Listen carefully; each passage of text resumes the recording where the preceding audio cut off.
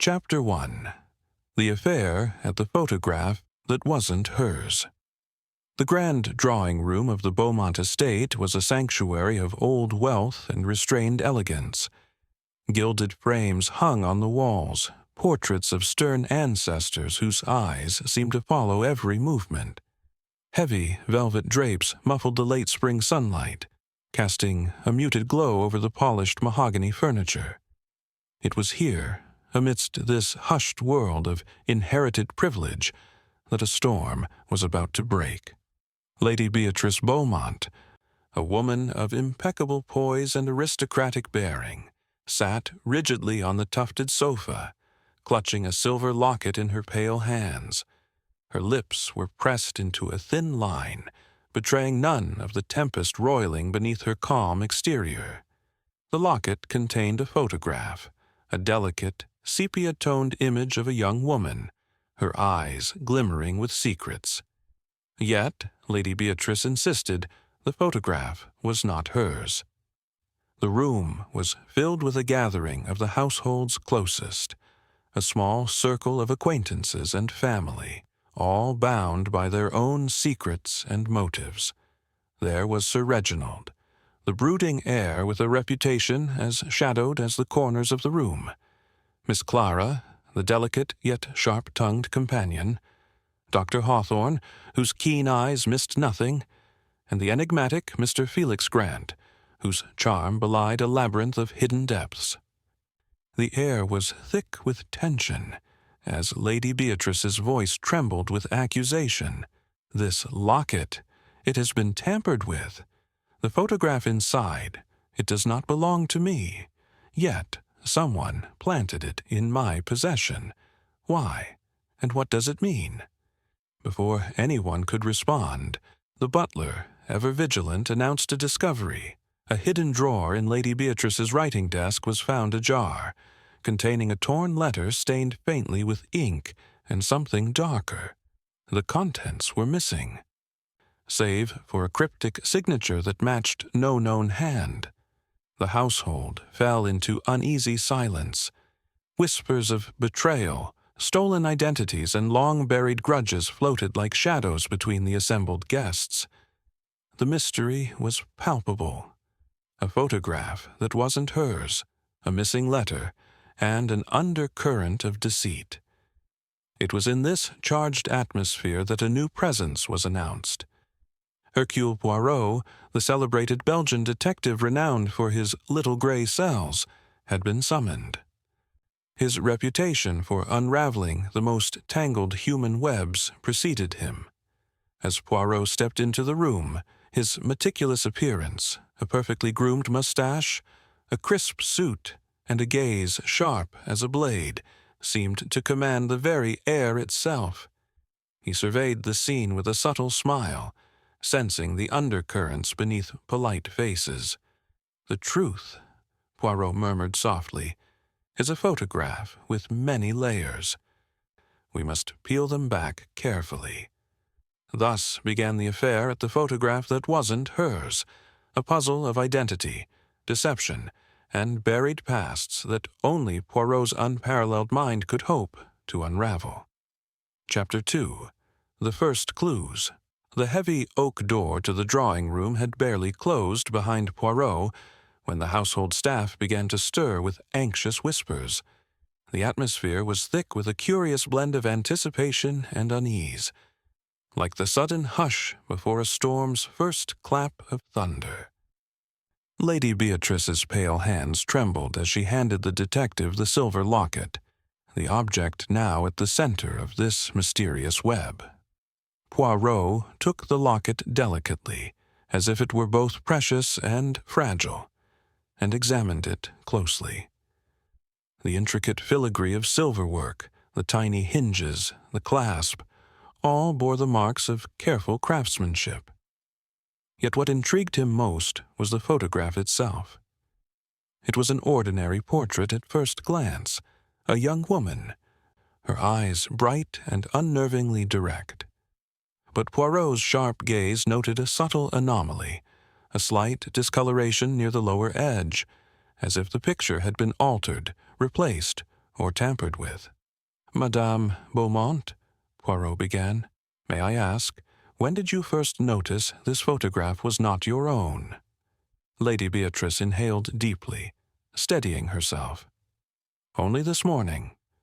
I was preparing to attend the luncheon with my niece when I found the locket in my vanity drawer, the photograph inside. It was unfamiliar.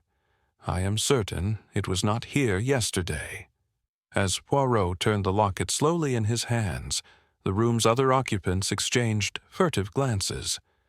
Sir Reginald Beaumont, his jaw clenched tight, stared at the floor, avoiding the detective's penetrating eyes. Miss Clara's fingers fidgeted nervously with the lace handkerchief she held. Dr. Hawthorne observed quietly, while Mr. Felix Grant maintained his usual inscrutable expression. "Have there been any recent visitors to the estate who might have had access to your personal belongings?" Poirot inquired. Lady Beatrice shook her head. "Only the usual. Family and close acquaintances. None with ill intent, I would hope." Poirot's eyes swept the room again, noting each expression with clinical precision. "Very well. We must examine the locket's surroundings, and any recent disturbances, however slight. It is often in the smallest details that truth hides." He rose and moved toward Lady Beatrice's writing desk, the very desk where the torn letter had been found. The drawer was indeed slightly ajar, revealing a faint impression of hurried disturbance. Poirot's fingers traced the edges of the drawer, noting the absence of dust along the seams, suggesting recent use. "Is it possible this drawer was opened yesterday or last night?" he asked. The butler, standing silently by, nodded gravely. "It was locked yesterday morning, monsieur. I saw to it myself." Poirot's eyes gleamed. Then the letter's disappearance must have occurred within these hours. A clue indeed. He gently retrieved the torn letter fragment, holding it up to the light. The faint ink smudges hinted at hurried writing. More intriguing was the partial signature, a looping flourish ending abruptly, unfamiliar to all present. "Does anyone recognize this signature?" Poirot asked. No one volunteered. The silence deepened. Poirot placed the fragment carefully into an envelope, then turned his attention back to the room. "Now, we must consider the possibilities. Who benefits from this substitution of the photograph? And what secrets might the missing letter conceal?" At that moment, a maid entered quietly, carrying a tray. Her eyes darted nervously as she approached Lady Beatrice, whispering something briefly. Lady Beatrice's face paled further. "What news?" Poirot asked calmly. The maid replied in a hushed tone. "Madame, a valuable pearl necklace is missing from the boudoir. It was last seen this morning, but now it's nowhere to be found." The room shifted instantly. A theft on top of mystery. The stakes were rising. Sir Reginald's voice broke the tense silence. How could this happen in a house like this? Who would dare? Poirot held up a hand to quiet the growing voices. "Patience. We shall uncover the truth, piece by piece." He motioned for the maid to lead him to the boudoir. The room was as lavish as the drawing-room, silken drapes, an antique vanity, and scattered traces of recent activity. Poirot's keen eyes scanned the scene for signs of disturbance. "Tell me, was the window open?" he asked. "No, monsieur. The windows are all locked," the maid replied. "Then the thief must be someone with access, a member of the household or a visitor known well enough to enter without suspicion." Poirot's gaze fell on a faint scuff mark near the carpet's edge. Kneeling, he examined it closely. The soil beneath the rug was undisturbed, suggesting the mark was recent and deliberate. Nearby, a tiny thread, dark and fine, lay caught on the corner of the dressing table. "An interesting fragment," Poirot murmured. "We shall keep this." Back in the drawing-room, Poirot gathered the occupants. This theft is not merely an act of greed, but a message. The substitution of the photograph, the missing letter, and now this necklace, they are threads in the same tangled fabric. Miss Clara's voice trembled. But who would want to cause such chaos? To what end? Poirot smiled faintly. "That, mademoiselle, is what we shall discover.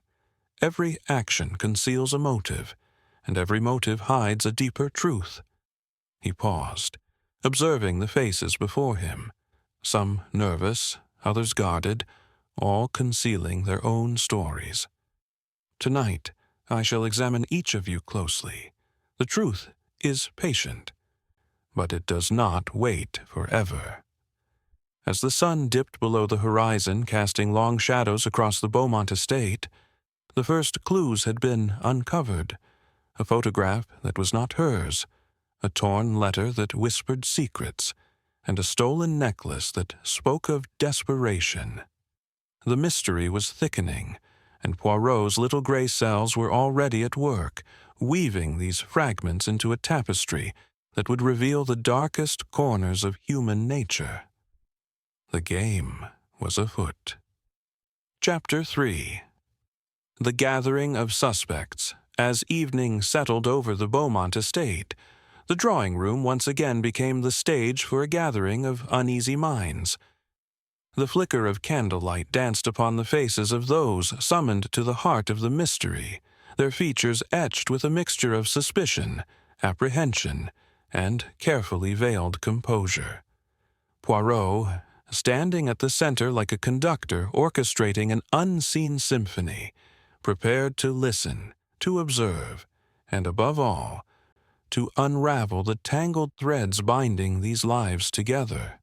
One by one, the suspects were introduced, not merely by name, but by the stories that clung to them like shadows.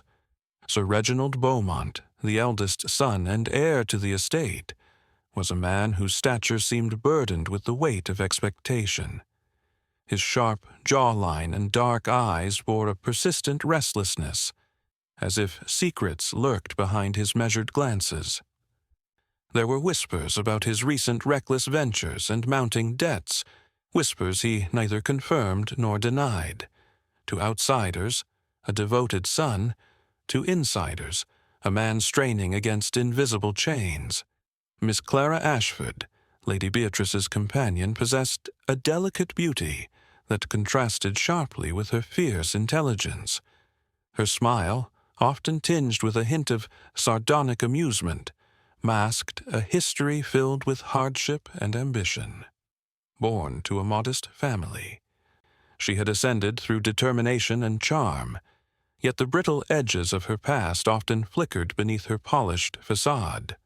Her loyalty to Lady Beatrice was unquestioned, yet loyalty sometimes conceals more than it reveals.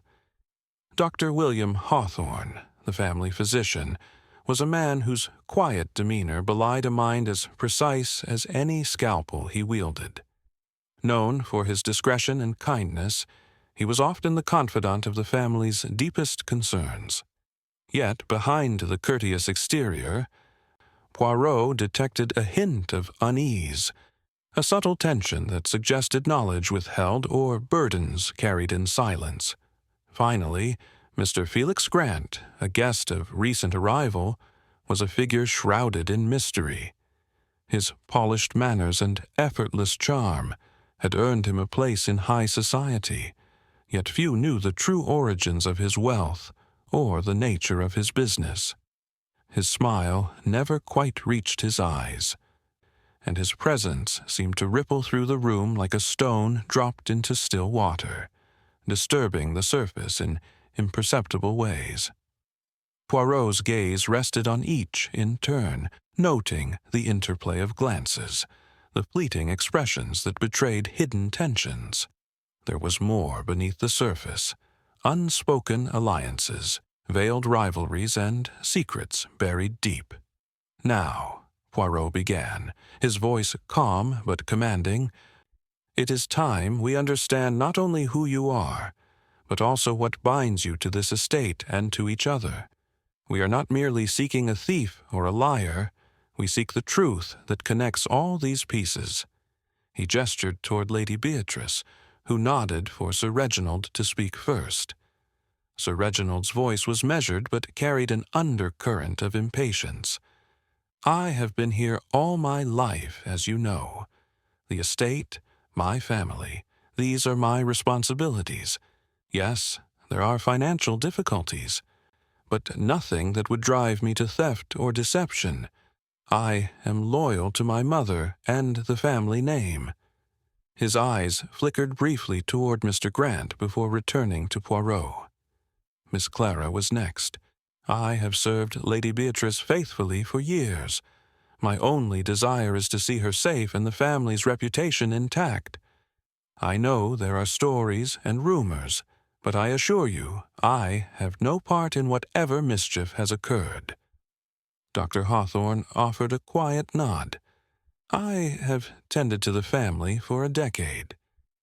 Their health and well-being have always been my priority. I have no interest in any intrigue, though I admit recent events have unsettled me." Poirot's eyes lingered on Mr. Grant, who finally spoke. "I arrived at the estate a fortnight ago, invited by Lady Beatrice herself. My business interests lie elsewhere, yet I find myself entangled in this affair through no fault of my own. I assure you, I seek only clarity and justice." As the conversation unfolded, subtle details emerged, a reference to a strained business deal between Sir Reginald and Mr. Grant, a whispered argument overheard between Miss Clara and Lady Beatrice days prior, and the faintest hint that Dr. Hawthorne had been unusually insistent on privacy regarding a recent medical consultation with Lady Beatrice. Poirot listened intently, weaving these fragments into a growing tapestry of human complexity. He noted, too, the small things, the way Sir Reginald's fingers tapped impatiently against the armrest, how Miss Clara's gaze darted toward the closed curtains, as if wary of the outside world, the slight flush on Dr. Hawthorne's cheek when questioned about the missing letter, and the calculated calm with which Mr. Grant observed every reaction. "It is often," Poirot mused aloud, "in the spaces between words, and in the silence of what is left unsaid that the greatest truths reside. The suspects, each cloaked in their own mysteries, now formed a closed circle, a web of relationships marked by loyalty, resentment, ambition, and fear. Each had a motive, whether financial, emotional, or reputational. Each guarded secrets that could illuminate or obscure the path to truth. As the evening deepened, the estate settled into an uneasy stillness, the flickering candle flames casting long, wavering shadows. Outside, the gardens lay cloaked in darkness, a world away from the quiet storm brewing within these walls. Poirot's mind, ever alert, began to discern patterns in the subtle shifts of behavior, the hidden glances, and the fractured narratives. The photograph that was not hers, the torn letter, the missing necklace, all were pieces of a puzzle that demanded patience and precision. Tomorrow would bring questions, interviews, and perhaps new revelations. For now, the players were gathered. The game was set. And Poirot's little gray cells were already turning. Chapter 4. Poirot arrives. The morning sun filtered through the tall windows of the Beaumont estate, casting a gentle glow over the quiet halls. Yet within the walls of the grand mansion, a tension lingered like a low hum beneath the surface. The household was unsettled, and the air seemed charged with silent questions and guarded glances. Into this charged atmosphere stepped Hercule Poirot, the little Belgian detective whose reputation for unerring insight and methodical precision preceded him wherever he went. He arrived with a deliberate grace, his posture impeccable, his every movement measured and exact. Dressed in a tailored suit of deep navy, with his signature waxed mustache perfectly coiffed, Poirot entered the drawing-room with a subtle flourish.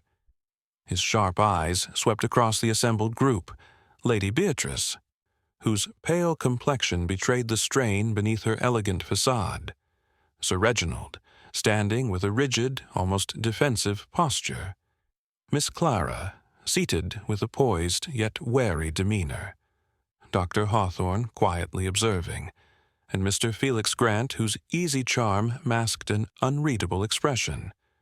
Poirot offered a small, courteous bow. "Madame, Monsieur, I thank you for allowing me to join your intriguing gathering." Lady Beatrice nodded, relief flickering in her eyes. "Monsieur Poirot, we are grateful you have come so promptly. The events of these past days have left us all anxious." Poirot inclined his head, then produced a small notebook and a delicate magnifying glass. In matters such as these, no detail is too insignificant. The truth is often hidden in what others overlook. He began with the photograph in the silver locket. Holding it carefully, Poirot observed every nuance, the texture of the paper, the slight fading at the edges, the faint discoloration near the corner that suggested a replacement or alteration. He then asked, "Madame Beaumont, may I see the locket once more?" With hands still trembling slightly, Lady Beatrice handed it over. Poirot's gaze flicked toward the photograph once again. This image, it has the air of familiarity, yet it is not yours. Have you any idea whose it might be? "No," Lady Beatrice replied softly. "That is the mystery." Poirot's eyes drifted to Sir Reginald. "And you, monsieur, what were you doing when the locket was discovered?" Sir Reginald met Poirot's gaze squarely. "I was in the library, reviewing some documents concerning our family estate's finances. It is no secret that there are concerns." Poirot noted the slight tightness around Sir Reginald's mouth. Indeed, financial strain can be a powerful motivator. Turning to Miss Clara, Poirot inquired, "And you, mademoiselle? Have you noticed anything unusual in recent days?" Miss Clara hesitated, fingers tightening around the lace handkerchief she held. "Only a few arguments between Lady Beatrice and Sir Reginald. Matters of the estate, mostly." Dr. Hawthorne cleared his throat softly. "Lady Beatrice has been unwell, but nothing severe. There was a private consultation last week which I advised remain confidential." Poirot's eyes sharpened. "Confidential, yes. Such discretion often conceals more than just medical advice." Mr. Grant smiled thinly. "I, for one, find the focus on Lady Beatrice somewhat telling. When a family's foundation trembles, one must look at all who stand near the pillars." Poirot observed this exchange with keen interest. Each reaction, each inflection, provided subtle clues beyond the spoken words. He then turned to the torn letter fragment, now carefully sealed in an envelope. "The missing correspondence," Poirot mused, "suggests secrecy and urgency. Whoever tore this letter sought to hide something very important." He asked the butler, "Has anyone been seen near Lady Beatrice's writing desk recently?" The butler responded with a respectful bow.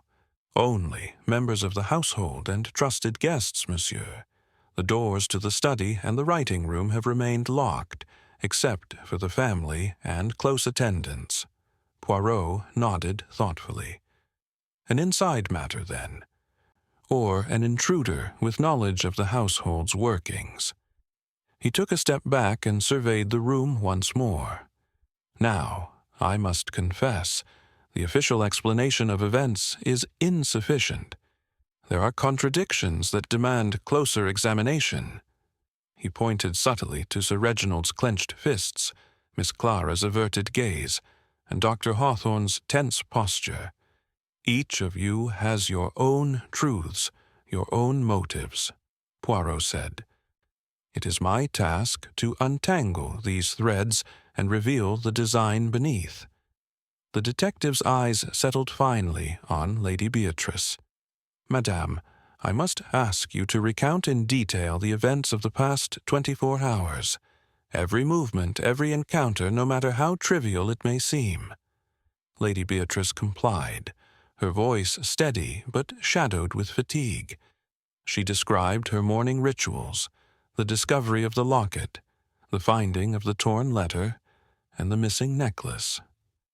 Her narrative was punctuated by moments of hesitation, as if she were cautious not to reveal too much, or perhaps reluctant to relive the unsettling experiences. Poirot listened without interruption, his fingers steepled beneath his chin. As she spoke, he noted the subtle discrepancies, the times when her eyes briefly flickered to Sir Reginald, the faint tremor in her voice when mentioning the torn letter, the quickening of her breath at the mention of the missing necklace. When she finished, Poirot turned to the others. "Now, each of you will have an opportunity to share your own account. Remember, the smallest inconsistency can be the key to a great revelation." Sir Reginald spoke next, his tone defensive. He claimed to have been engrossed in paperwork all morning, only leaving the library briefly to take a walk in the garden. Yet, when Poirot inquired further about the garden, Sir Reginald's answers became vague, his composure slightly cracked. Miss Clara recounted her day as spent assisting Lady Beatrice with correspondence and preparing for the upcoming luncheon. However, Poirot noticed that she avoided mention of a recent conversation with Mr. Grant, which piqued his curiosity. Dr. Hawthorne spoke with his usual calm, insisting that his day had been occupied with routine visits and consultations outside the estate. Still, when pressed about the private meeting with Lady Beatrice, he admitted to advising her on matters of both health and discretion. Mr. Grant, ever the enigma, stated he had spent the morning in his room, preparing for business correspondence. Yet Poirot observed a faint, almost imperceptible smudge on his cuff, a dark thread, similar to the one found near the boudoir. The detective's gaze sharpened. A detail, yes, but a detail that may lead us further. As the interviews concluded, Poirot requested to examine the rooms personally. Moving with purpose, he inspected Lady Beatrice's boudoir, the writing desk, and the library, his eyes searching for the intangible clues that might betray the unseen. He crouched near the rug in the boudoir, gently brushing aside dust to reveal a faint footprint, small, delicate, but unmistakably present. He compared it with the shoes of each suspect, noting subtle differences in wear and size. Returning to the drawing room, Poirot gathered the occupants once more. "There are contradictions here, moments where truth and deception intertwine. My role is to discern which is which." He smiled gently but with firm resolve. "Be assured, the little gray cells will find their path, but we must proceed carefully, for in haste lies error." The day's investigation had just begun, yet already the fabric of this mystery was weaving itself tighter. Each suspect held a piece, and each piece was coated with shadows. As Poirot prepared for the questions and interviews to come, the house seemed to lean in closer, waiting for the dance of truth and lies to unfold beneath the gaze of the master detective. Chapter 5.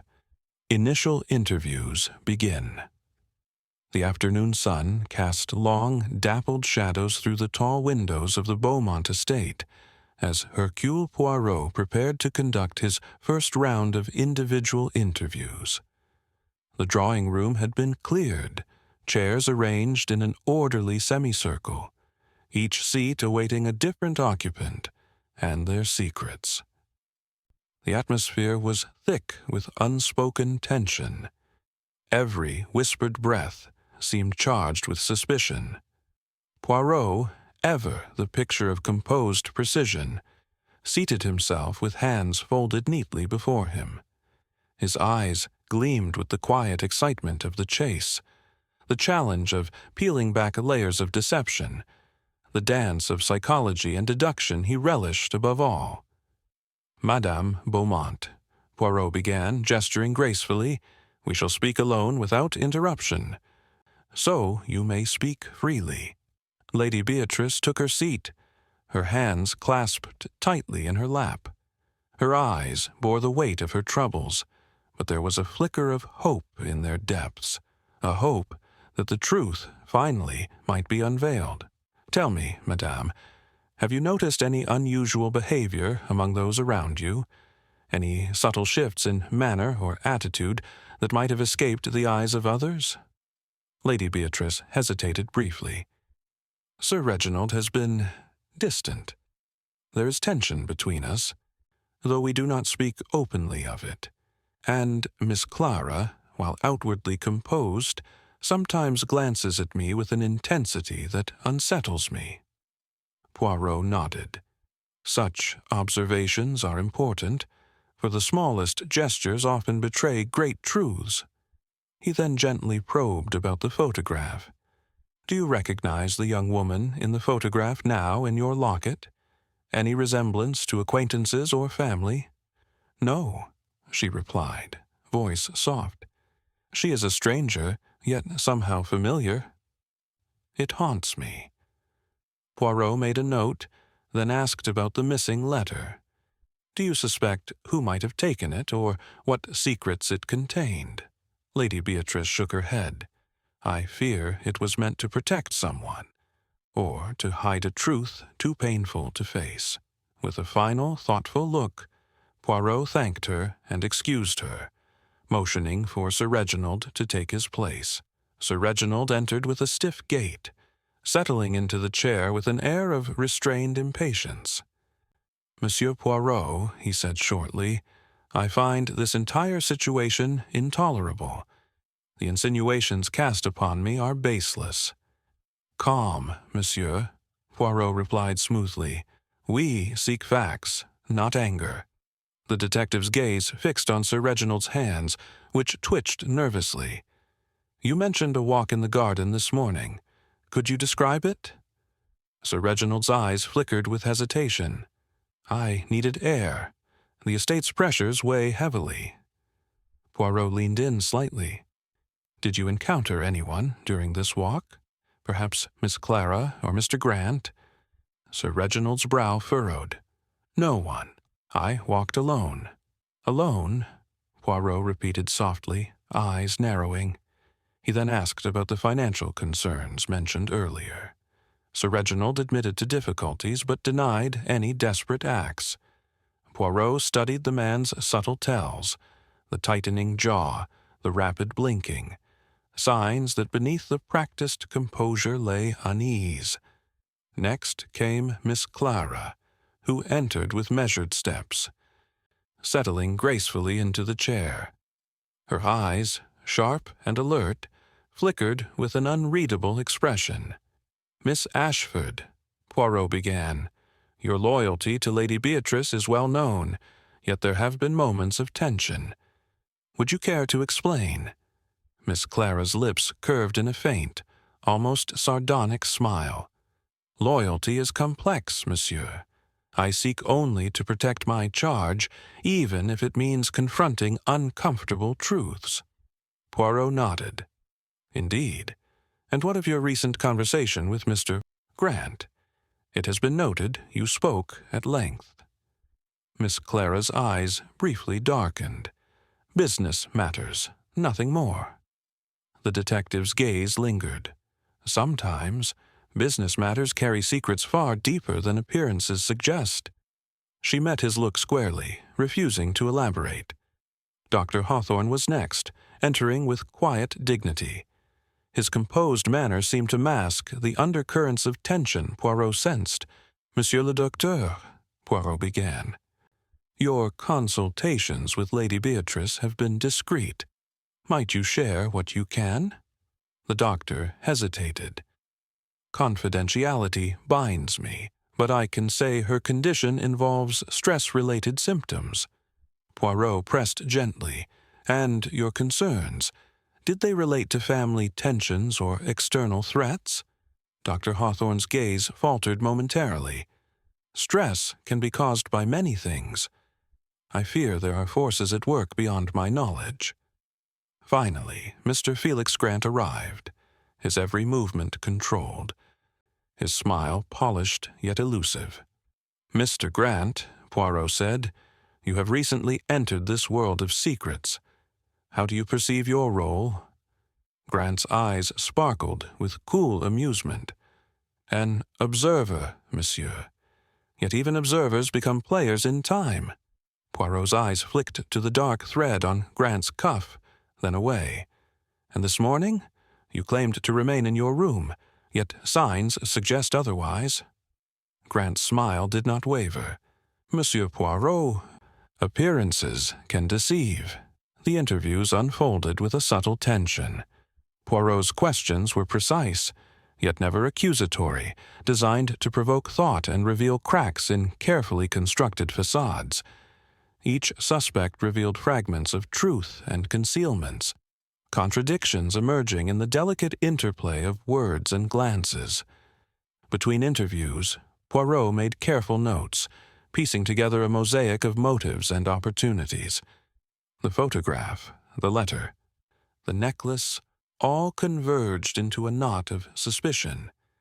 Yet no clear culprit emerged, only a tangled web of relationships, secrets, and fears. As the day waned, Poirot summoned the household together once more. "My friends," he said softly, "our journey toward the truth is only beginning.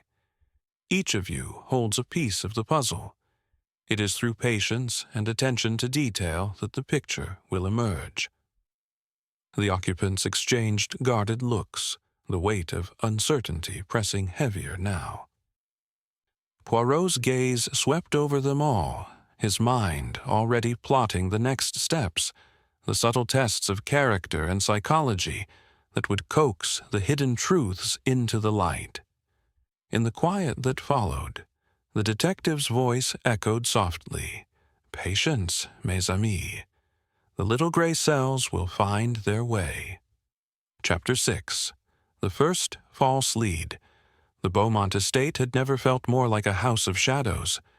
The lingering sunlight had faded, leaving the rooms bathed in the flicker of candlelight and the soft rustle of uneasy footsteps. Outside, the grounds were cloaked in quiet darkness, the stillness belying the turmoil within. Poirot had spent the afternoon weaving through conversations, carefully unspooling the threads of motive and opportunity.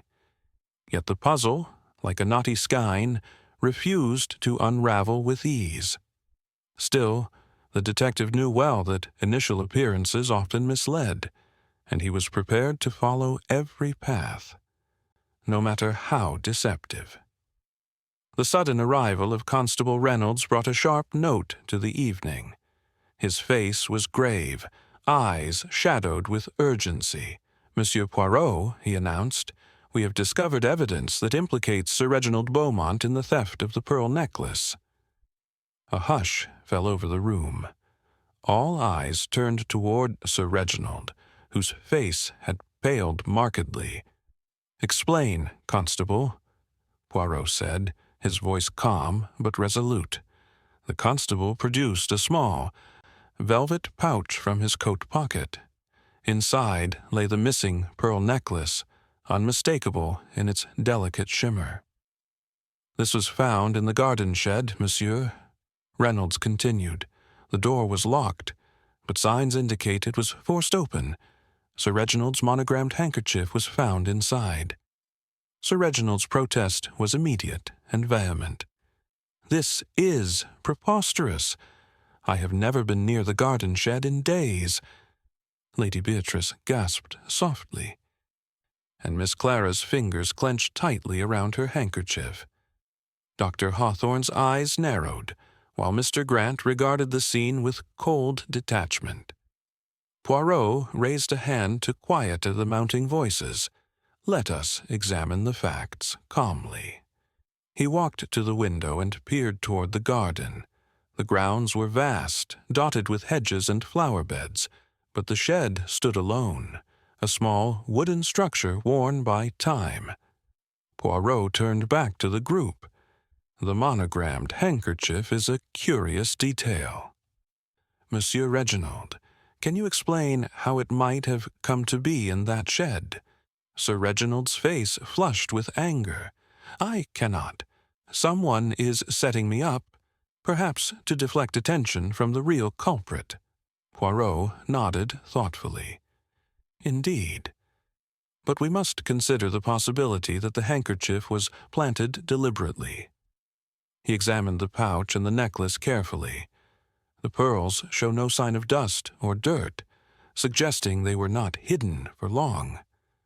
Turning to the butler, Poirot asked, has the shed been accessed recently by any household member or visitor? The butler shook his head. No one has had legitimate reason to enter, monsieur. The key is kept with the groundskeeper, who was away until late afternoon. Poirot's eyes glinted. Then, the forced entry must have been recent and the necklace placed there in haste. The detective then requested Sir Reginald's shoes, which were produced reluctantly. Kneeling, Poirot compared their soles with footprints found near the shed earlier. The shoe treads did not match. He rose slowly. Monsieur Reginald, your denial is supported by this evidence. The footprints near the shed belong to a smaller shoe, more delicate. Sir Reginald's tension visibly eased. Poirot turned to the others. This apparent proof of guilt is misleading. The planted handkerchief and the forced entry suggest an attempt to frame Sir Reginald. Miss Clara spoke softly. But who would go to such lengths? Poirot smiled faintly. That is precisely the question we must ask. The real culprit seeks to misdirect us, to confuse and confound. He then addressed the group with deliberate care. We must not allow ourselves to be swept away by superficial evidence. The truth lies beneath, and we must keep our wits sharp. Dr. Hawthorne nodded solemnly. This certainly complicates matters. Mr. Grant added quietly, a clever ploy indeed. But the cleverness may be its undoing. Poirot's mind raced through the implications. The necklace's reappearance in the shed was a bold, perhaps desperate gambit. Whoever was responsible was willing to risk exposure to shield themselves. He requested the household to remain vigilant overnight. I shall need to observe the interactions closely, for the guilty party will reveal themselves through impatience, fear, or carelessness. The gathering dispersed, leaving Poirot alone with his thoughts in the dimly lit drawing-room. The false lead was a trap laid to ensnare the innocent, but it also offered a glimpse into the mind of the deceiver. As the night deepened, Poirot's little gray cells worked relentlessly, sifting through each detail, each subtle nuance of human behavior. The game had grown more complex, the stakes higher, yet Poirot remained unfazed. He had faced many such labyrinths before. Patience, mon ami, he murmured to himself. The truth will emerge, even from the darkest shadows. Outside, the wind whispered through the trees, carrying secrets yet to be uncovered. Within the Beaumont estate, the first false lead had been laid bare, but the true mystery only deepened. Chapter 7. The Psychological Game. The dawn broke quietly over the Beaumont estate, yet the air inside remained charged with a tension that refused to dissipate. The first false lead had unsettled the household, the accusation against Sir Reginald casting a shadow that darkened every glance and every whispered conversation. Poirot, however, was undeterred. His approach to the investigation had shifted subtly, focusing not merely on tangible evidence, but on the delicate and intricate dance of human psychology. He understood that beneath the polished veneer of civility, emotions, fear, guilt, ambition played their own game, and he intended to become its master. As the household gathered once more in the drawing-room, Poirot took his place with serene confidence. He began to speak softly, deliberately, weaving his words with the precision of a master craftsman. "My friends," he said, "it is said that the mind is a labyrinth where the truth is hidden behind many doors. It is my task to find the one that leads to light." His gaze settled on Miss Clara first. "Mademoiselle Ashford, you have served Lady Beatrice faithfully. Yet I sense a storm beneath your calm exterior. Tell me, have you felt threatened, or perhaps compelled to act beyond your usual duties?" Clara's eyes narrowed briefly, a flicker of surprise passing before she masked it with her usual poise. "Monsieur Poirot, I serve with loyalty and discretion. If tensions exist, they are not mine to bear." Poirot smiled gently, but pressed on, and yet even the most loyal can be swayed by desperation or fear. He shifted his attention to Sir Reginald, who sat rigidly, his jaw clenched. "Monsieur, you face accusations that challenge your honor. Such pressure can unravel the strongest resolve. How have you coped with this burden?" Sir Reginald's voice was low but controlled. "I have maintained my composure. There is no truth to these accusations."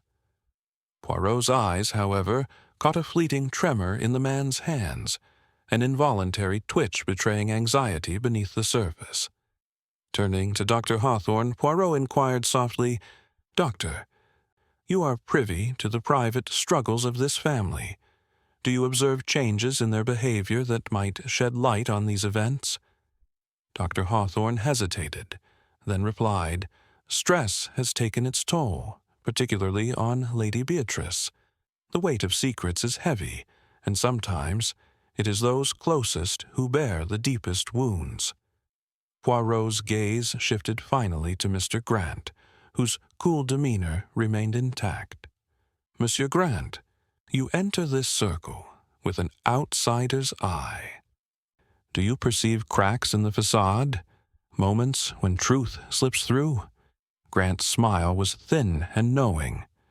"Observation is a skill honed by necessity. I see more than is often revealed." Poirot nodded. "Excellent.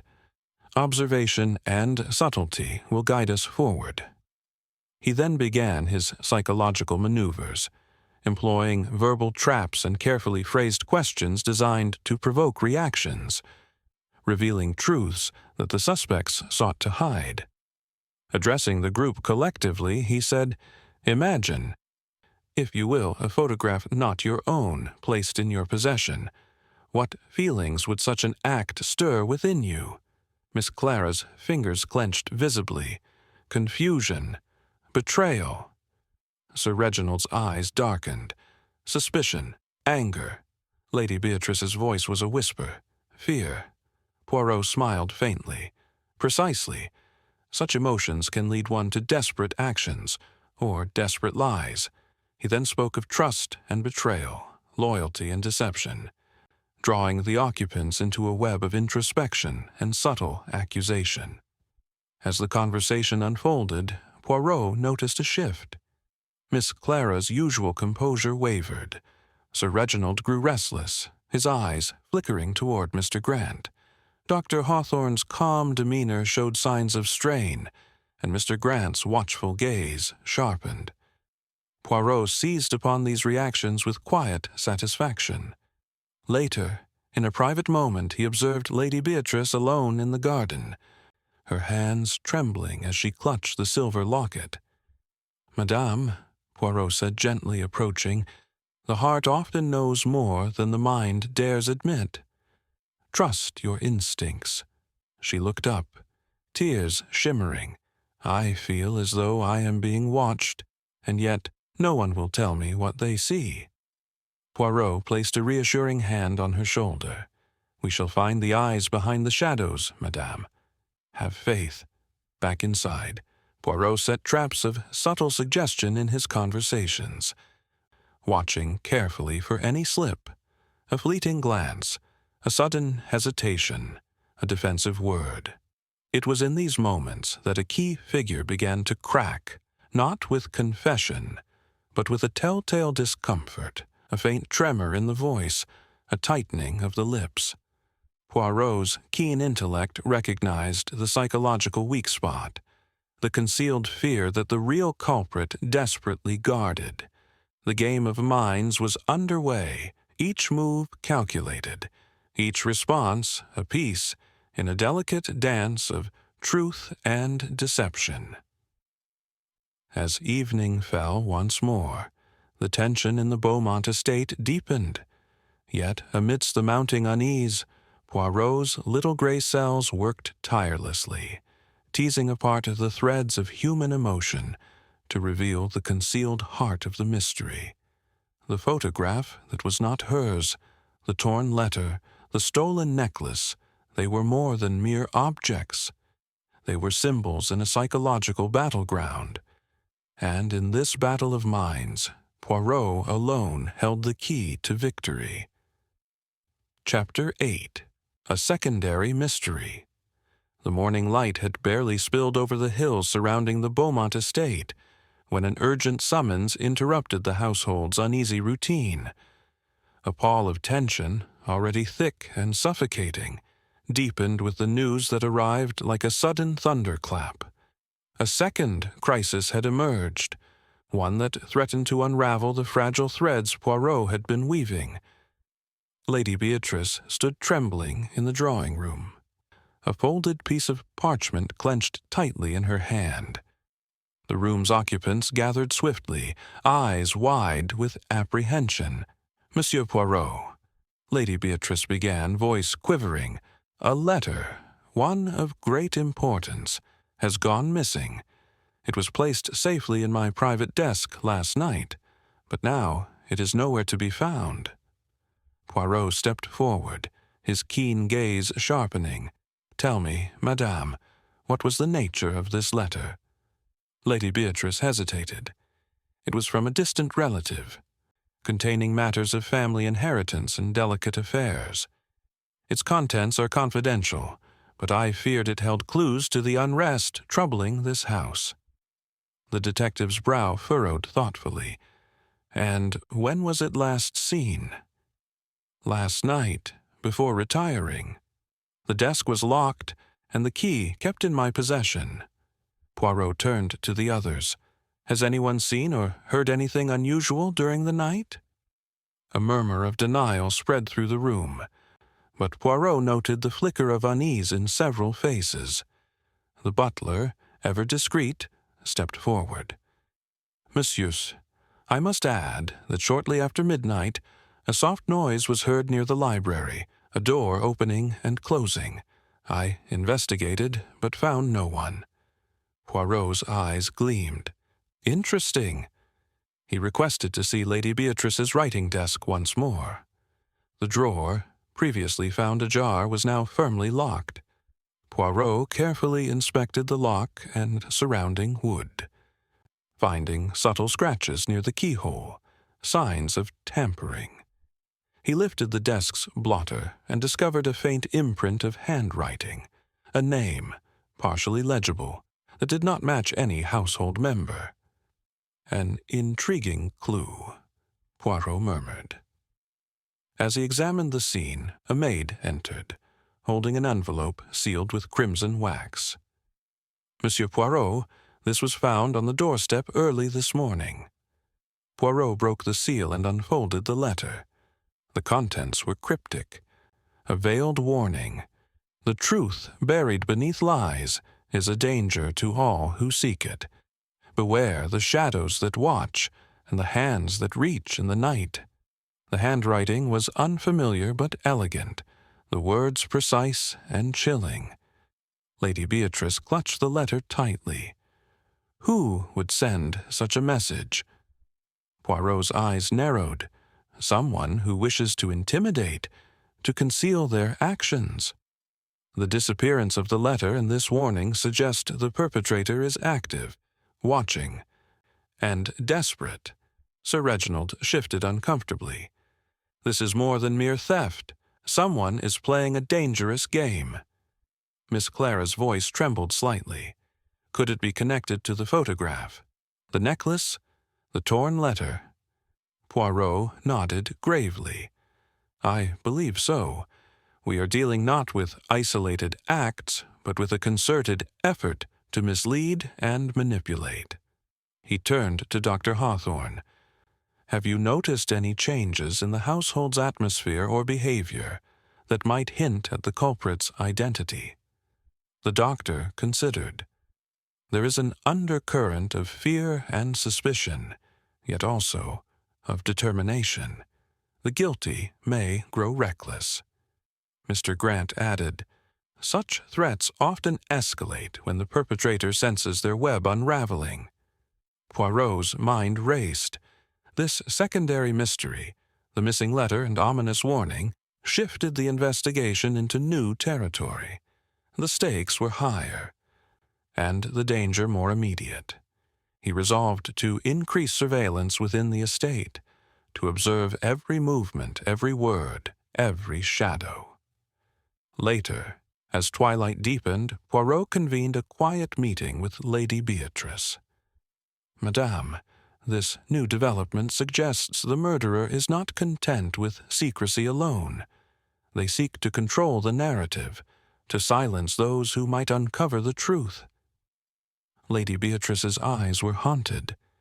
What can we do? Poirot's voice was steady, confident. We wait patiently. We watch carefully, and we trust that the smallest detail will lead us to the heart of the mystery. The night settled over Beaumont like a heavy cloak, the flickering candle flames casting long, wavering shadows. Beneath the surface, the silent game of deception continued, but Poirot's little gray cells were already alert to the subtle signals, whispers, glances, tremors that would guide him toward the elusive culprit. The photograph that was not hers, the torn letter, the stolen necklace, and now the missing correspondence, all pieces in a growing mosaic of secrets and lies. And as the estate held its breath, the dance of truth and deception spiraled onward, more intricate and perilous than ever before. Chapter 9. Hidden Connections. The next morning dawned with a gray sky, casting a somber hue over the Beaumont estate. The weight of recent events pressed heavily upon the household, fracturing the fragile calm that once defined these stately walls. As the inhabitants moved through their routines, furtive glances and whispered conversations underscored the growing web of suspicion and unease. Hercule Poirot, ever meticulous, sensed the subtle shifts in atmosphere, the quiet exchanges behind closed doors, the hesitant nods, the barely concealed resentments. The secondary mystery, the missing letter and cryptic warning, had awakened something deeper beneath the surface. Hidden connections that bound the suspects, entangled, fragile knots.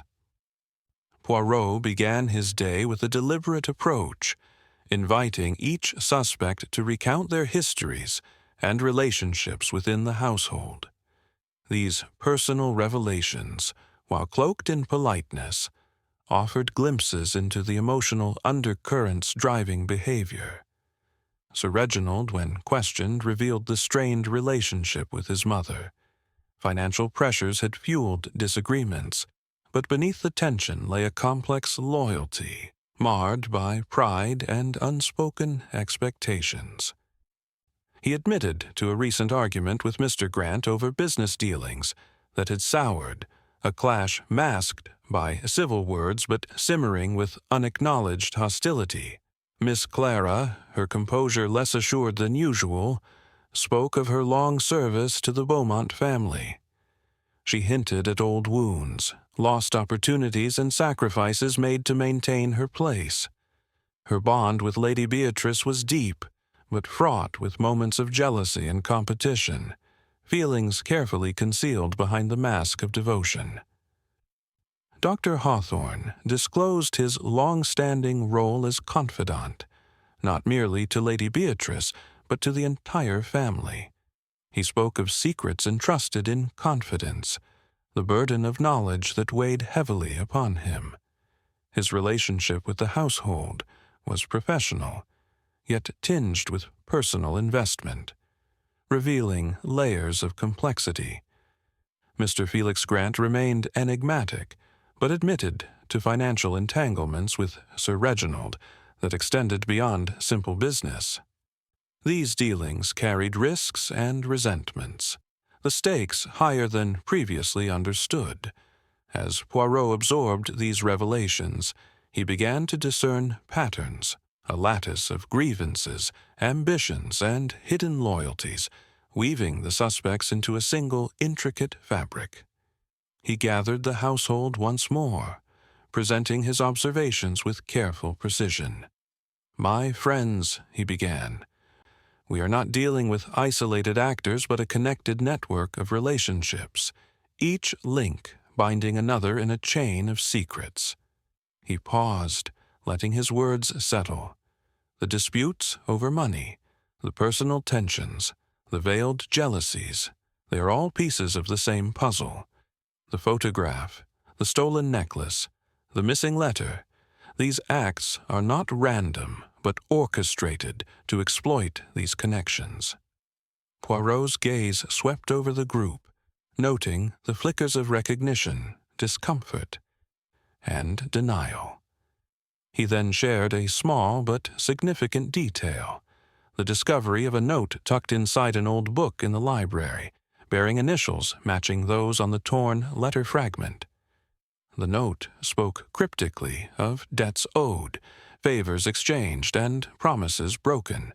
"This," Poirot said, "binds the past to the present. Secrets long buried now claw their way into daylight." Lady Beatrice's eyes shimmered with tears, while Sir Reginald's expression tightened with unease. Miss Clara's fingers twitched, and Dr. Hawthorne's jaw clenched subtly. Mr. Grant's eyes narrowed, calculating. Poirot sensed the rising tension, the undercurrents of blame and fear swirling like a tempest beneath calm facades. "Tonight," Poirot announced, "we shall observe carefully the interactions between you all. Truth often reveals itself not in words, but in the silences and the glances that pass between." As the day waned and the household prepared for the evening, subtle alliances and rivalries began to surface. A whispered conversation behind a closed door, a fleeting touch on an arm, a lingering gaze, all became pieces in the detective's ever-growing mosaic. Poirot, with his unparalleled insight into human nature, recognized that these hidden connections were not mere background noise, but the very heartbeat of the mystery. The photograph that was not hers, the torn letter, the stolen necklace, the missing correspondence, they were all threads pulled taut across this network of secrets and emotions.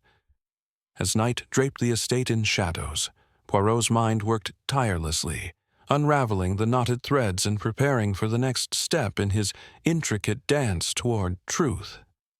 The game was no longer simply about objects or isolated acts.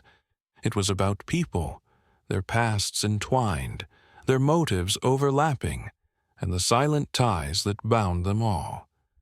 Chapter 10. Poirot's Secret Clue. The soft rustle of turning pages mingled with the quiet ticking of the antique clock as Hercule Poirot sat alone in the dimly lit library. The evening had drawn a veil of calm over the Beaumont estate, yet within the detective's mind a storm of thoughts raged, methodical, relentless, precise.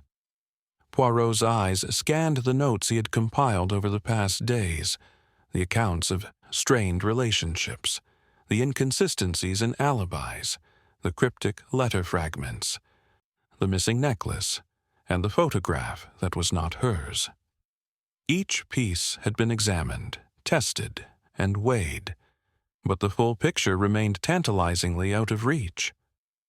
He allowed himself a moment of quiet reflection, fingers steepled beneath his chin. Then, as if guided by a sudden illumination, his gaze fixed on a detail previously overlooked, the faint smudge on the corner of the torn letter fragment. Under the magnifying glass, the smudge revealed a subtle, almost invisible imprint, an impression of a number, partially obscured but distinct enough for Poirot's keen eye. It was the number 27. A smile touched his lips. "This," Poirot murmured, "is the key that changes everything." He closed the notebook with care, determined to keep this revelation to himself for the moment. The number was not merely a digit, it was a code, a marker pointing toward a hidden truth, one that had eluded all others. The significance of 27 would unravel the fabric of deception carefully woven within the estate's walls, but timing was everything. Poirot knew that revealing the clue prematurely could alert the culprit, driving them further into concealment or desperate actions. He resolved to use this secret insight strategically, shaping his next moves with precision. As he rose and made his way through the quiet corridors, Poirot's mind replayed recent interactions, the guarded glances, the fleeting hesitations, the subtle shifts in demeanor. Now, with the 27 in mind, these moments gained new meaning. Arriving at Lady Beatrice's suite, Poirot found her seated by the window, her face pale but composed. "Madame," he said softly, "I have uncovered a clue that may shed light on our mystery, but it requires patience and care." She looked at him with weary hope. "Anything to find the truth." Poirot nodded. "We must observe closely, especially those who are unaware of what we now know." Later, in the drawing-room, Poirot gathered the household under the pretense of a casual evening conversation. He spoke of memories and numbers, of significance hidden in plain sight. "Consider," he mused aloud, "how often a seemingly small detail can be the thread that unravels a tapestry." His eyes met each suspect's in turn, noting the flicker of recognition or discomfort. Though he withheld the full meaning of the 27, Poirot used the clue as a lens to re-examine statements and behaviors. He found new questions arising, new angles to pursue. The number resonated with locations in the estate, the 27th page of a ledger, a room numbered 27, a date significant to the family's history. Poirot planned to investigate these leads with utmost discretion. As the night deepened, the detective retired to his study, preparing for the delicate psychological maneuvers that would soon follow. The 27 was a beacon in the labyrinth, and Poirot intended to follow it to its source. The photograph that was not hers, the torn letter, the stolen necklace, the missing correspondence, all were pieces converging upon this secret. And now, with his secret clue secured, Poirot's little gray cells were poised to illuminate the shadows that cloaked the Beaumont estate's hidden truths. The game was far from over. In fact, it was only beginning to reveal its true complexity. Chapter 11. Tensions Rise. The days that followed Poirot's discovery of the elusive 27 were marked by an unmistakable shift within the Beaumont estate. The air seemed heavier, charged with an undercurrent of unease that rippled through every corridor and chamber. The household, once bound by uneasy civility, began to fracture under the invisible pressures of suspicion and fear. Poirot watched these changes with a keen, unblinking eye. He had deliberately kept the meaning of his secret clue to himself, allowing the tension to build naturally. In his experience, truth was often revealed not in forceful confrontation, but in the way people responded to pressure, their alliances, their betrayals, their attempts to manipulate the situation to their advantage. The first signs appeared in whispered conversations overheard by discreet servants, in furtive glances exchanged in shadowed hallways, and in the subtle shifts of body language during meals. Friendships strained, and old grievances resurfaced with a bitter edge. Sir Reginald, once composed and confident, now paced the library restlessly. His eyes betrayed a flicker of anxiety as he avoided direct confrontation, yet he was quick to deflect blame onto others. His discussions with Mr. Grant grew heated, their business entanglements unraveling into open conflict. Miss Clara, ever guarded, began to withdraw, retreating to the solitude of her quarters, yet the flicker of resentment in her gaze when others spoke hinted at deeper wounds. She exchanged pointed words with Lady Beatrice, their once harmonious relationship now clouded by mistrust. Dr. Hawthorne, the calm and measured physician, appeared increasingly distracted, his usual composure giving way to subtle signs of strain. Rumors whispered that he had been seen conferring privately with the butler, an association that only fueled speculation.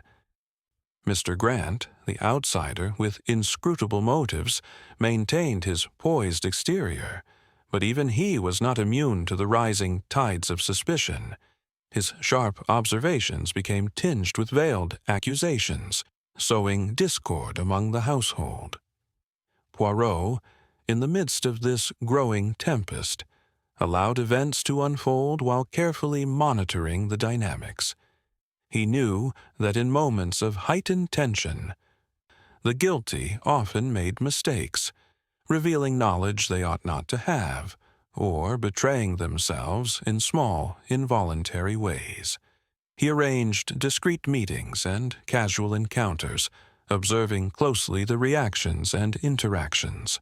A remark made too quickly, a hesitation too long, a nervous glance, each was a clue in the delicate psychological puzzle. One evening, as the household gathered for dinner, the atmosphere was palpably charged. Conversation was stilted, laughter forced, and eyes constantly darted in search of reassurance or escape. Poirot sat quietly, his presence commanding without intrusion. When Sir Reginald and Mr. Grant engaged in a subtle duel of words over unsettled debts, Poirot noted the quickening pulse beneath Sir Reginald's measured tone. Miss Clara's eyes flicked toward the pair, lips pressed tightly, as if containing a sharp retort. Later, when Lady Beatrice excused herself early, Poirot intercepted her in the corridor. "Madame," he said softly, "these tensions weigh heavily. Do you feel safe?" She shook her head. "No, Monsieur Poirot." The shadows grow longer. He offered a reassuring smile. "We are nearing the moment when the truth must come to light. Trust in patience and observation." As night deepened, a secret conversation between Miss Clara and Dr. Hawthorne was overheard by a discreet servant. The hushed voices spoke of fear, of secrets too dangerous to reveal, and of a past mistake that threatened to unravel everything. Poirot's sharp ears caught fragments, mentions of a promise broken and loyalty tested. These whispered words added new layers to the intricate web of relationships and motives. By the next morning, the household was a tinderbox ready to ignite. Alliances formed and shifted like smoke. Accusations lurked behind polite smiles. Poirot, serene amid the storm, prepared for the crucial confrontation that would test the strength of these bonds and reveal who stood on the brink of collapse. The game of truth and deception was entering its decisive phase, and only the keenest mind could navigate the rising tides. With his secret clue as compass, Poirot would guide the unfolding drama, watching carefully as tensions rose, seeking the moment when the guilty would falter. The photograph that was not hers, the torn letter, the stolen necklace, the missing correspondence, and now the fractured relationships, all were threads in the intricate tapestry Poirot was slowly unraveling. The evening promised revelations, and Poirot's little gray cells were more vigilant than ever. Chapter 12. The confrontation. The Beaumont estate had settled into an uneasy hush by evening, the flickering candlelight casting long, wavering shadows across the grand drawing-room. Outside, the gardens lay silent beneath a veil of mist, but inside, a storm was gathering, one that Hercule Poirot had carefully orchestrated with deliberate precision. He had spent the day weaving a web of subtle provocations and careful observations, setting the stage for a confrontation that would test the resolve of those ensnared in the mystery. Tonight, he would apply psychological pressure, pushing the key figures toward the breaking point where truth might finally emerge. Poirot's eyes, sharp and unyielding, scanned the assembled suspects. Lady Beatrice, pale but dignified. Sir Reginald, restless and guarded. Miss Clara, tense yet composed. Dr. Hawthorne, quietly anxious. And Mr. Felix Grant, the enigma whose calm exterior belied sharp intelligence. The detective's voice, measured and calm, filled the room. Mes amis, we find ourselves at a crossroads. The threads of deceit and truth are intertwined, yet one must ultimately prevail. He turned toward Sir Reginald first. Monsieur Beaumont, you have maintained your innocence with vigor, yet inconsistencies linger. Your walk in the garden, your supposed absence from the scene, can you account for every moment? Sir Reginald's jaw tightened, eyes flickering nervously. I have told the truth. I walked alone. No one saw me. Poirot's gaze did not waver. Yet a witness has since come forward. A gardener who recalls seeing a figure matching your description near the shed after midnight. A flicker of alarm crossed Sir Reginald's face, though he masked it quickly. It is possible he was mistaken. Poirot smiled slightly. Possibility is not certainty, monsieur, but it raises questions. He then addressed Miss Clara. Mademoiselle Ashford, your loyalty is known, yet I wonder about your recent conversations with Mr. Grant. What secrets were exchanged that might explain your behavior? Miss Clara's lips pressed thin. I have spoken only in defense of Lady Beatrice. Poirot inclined his head. Indeed, but defense can also conceal other motives. Turning to Dr. Hawthorne, Poirot asked quietly, Doctor, your knowledge of the family's health has been valuable. Yet there are moments when discretion borders on silence. Have you withheld truths for fear of consequences? Dr. Hawthorne sighed. There are matters of privacy, Monsieur Poirot, but I am committed to the truth. Poirot's eyes gleamed, a noble sentiment. Yet truth is often a double-edged sword. Finally, Poirot faced Mr. Grant. Monsieur Grant, your presence here has been marked by observation and quiet calculation. Yet even the most watchful can slip. Grant's smile was thin, his eyes cold. I am merely a guest, monsieur. The affairs of others do not concern me. Poirot's gaze pierced. Yet you benefit from the estate's dealings, and your dark thread found near the scene. How do you explain that? A shadow crossed Grant's face, brief but telling. Accident, perhaps. Poirot allowed the room's tension to build, then lowered his voice to a softer timbre. Now, mes amis, It is in moments of pressure that cracks appear, and a mistake, no matter how small, can reveal the hidden. The detective then revealed a crucial observation. A piece of correspondence was found, torn and stained, bearing a signature unknown to most. Yet during this evening's search, I discovered a matching fragment in a place only the guilty would know.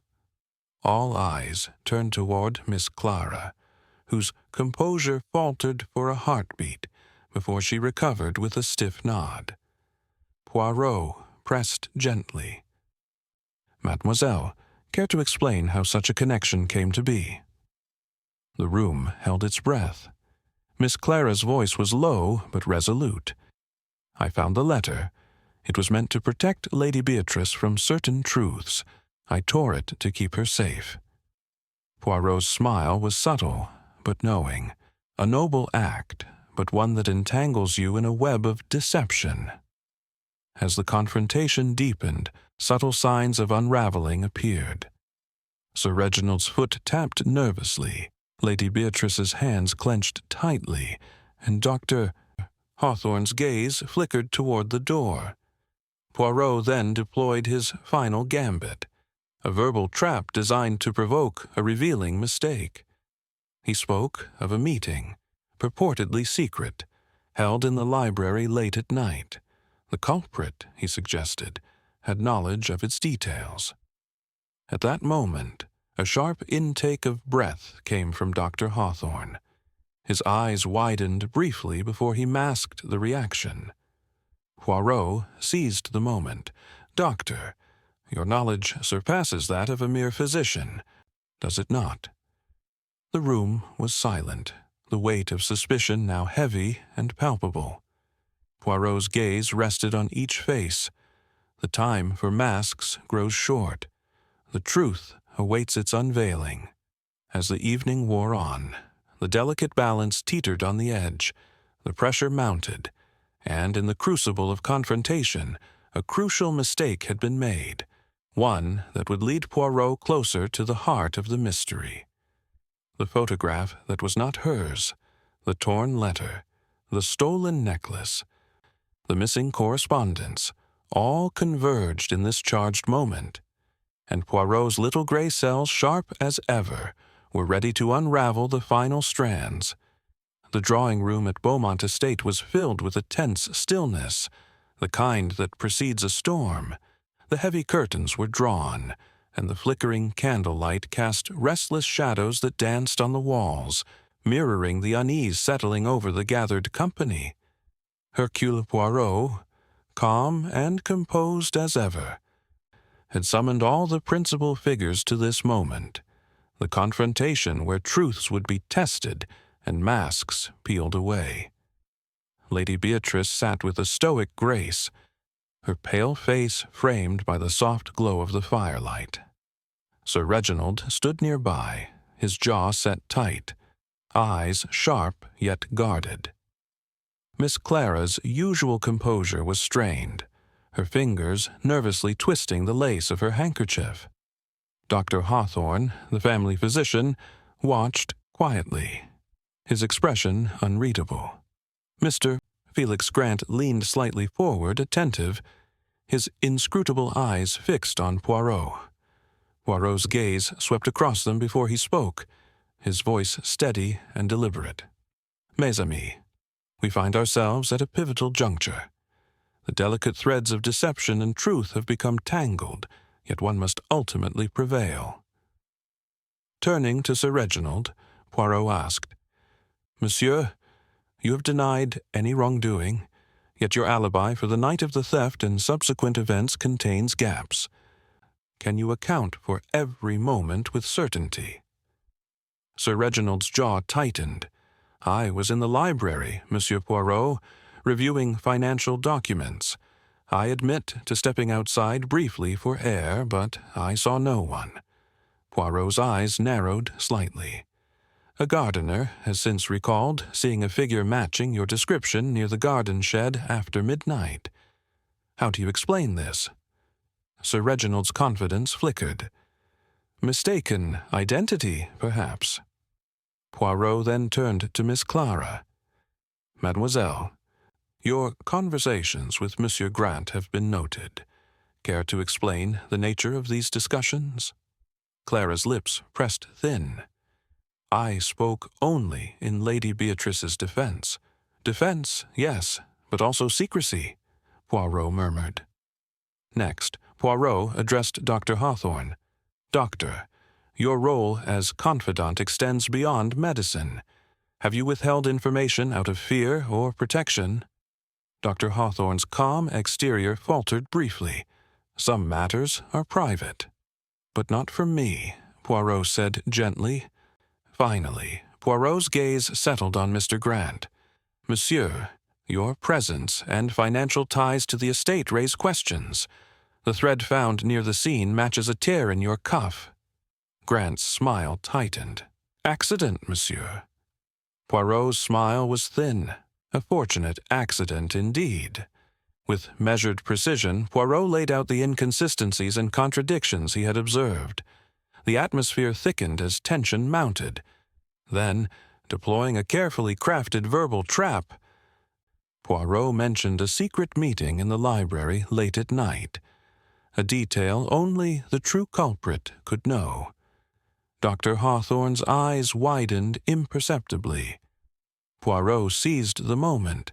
Doctor, it seems your knowledge exceeds that of a mere physician. The room was silent, heavy with unspoken accusations. Poirot concluded, masks have begun to fall. Soon the truth will emerge. As the night deepened, the fragile facade cracked, and the first true signs of confession stirred in the household. The game was far from over, but the players had revealed themselves, and Poirot's little gray cells were poised to unravel the final strands. Chapter 13. A desperate attempt to escape. The moon hung low over the Beaumont estate, casting a pale, silvery glow through the tall windows of the grand drawing-room. The once stately mansion now felt like a fortress besieged, its halls echoing with whispered fears and restless footsteps.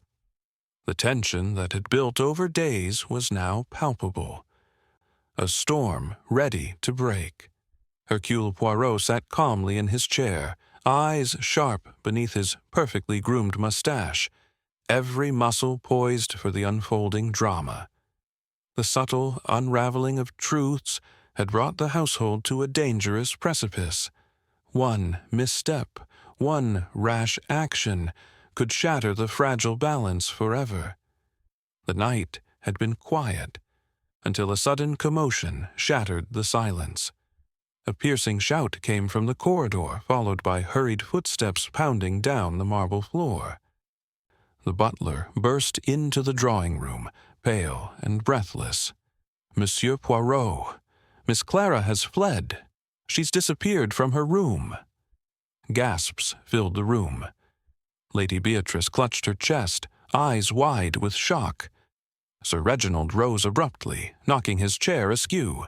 Dr. Hawthorne's expression was grim. Mr. Grant's eyes narrowed with suspicion. Poirot rose smoothly, his voice calm but firm. Where was she last seen? The butler replied, leaving her quarters moments ago, claiming she must see Monsieur Poirot urgently. But when I went to fetch her, she was gone. Poirot's gaze swept the room. She intended to speak with me, and then vanished. This is no accident. He moved toward the staircase, signaling the household to follow. The detective's sharp eyes scanned the hallways, noting the faintest signs. A discarded glove near the rear exit, footprints smudged in the dew-laden garden path, and a broken branch caught in a thorny hedge. She has attempted to flee, Poirot said quietly. Desperation often leads to reckless decisions. A search party was swiftly organized, but as minutes stretched into an hour, it became clear that Miss Clara was determined and well prepared. Poirot returned to the drawing-room, his mind already piecing together the implications. A desperate flight suggested guilt or fear of discovery. Yet, it could also indicate a desire to protect, to escape a fate worse than accusation. He addressed the remaining household members. This flight reveals more than mere panic. It signals a turning point. Lady Beatrice's voice trembled. "What shall we do? How can we find her before she is lost to us?" Poirot's eyes were resolute. "We anticipate her moves. We consider where fear and knowledge might drive her." He recalled the secret pathways known only to those familiar with the estate, the old servants' tunnels, the hidden garden gates, the forested edges. With the butler's guidance, Poirot and a small party ventured outside, retracing the garden path. The broken branch led them toward a neglected side gate, slightly ajar. Beyond, the dense woods stretched, dark and forbidding. Poirot's keen senses detected faint traces, footprints pressing into the soft earth, a snap of a twig, a rustle in the underbrush. They moved cautiously, following the signs, until a sudden rustling ahead caused them to halt. From the shadows emerged Miss Clara, breathless, eyes wild with fear and resolve. Poirot stepped forward, his tone gentle but authoritative. "Mademoiselle, this is not the way. You must come back." She hesitated, then shook her head. "I cannot.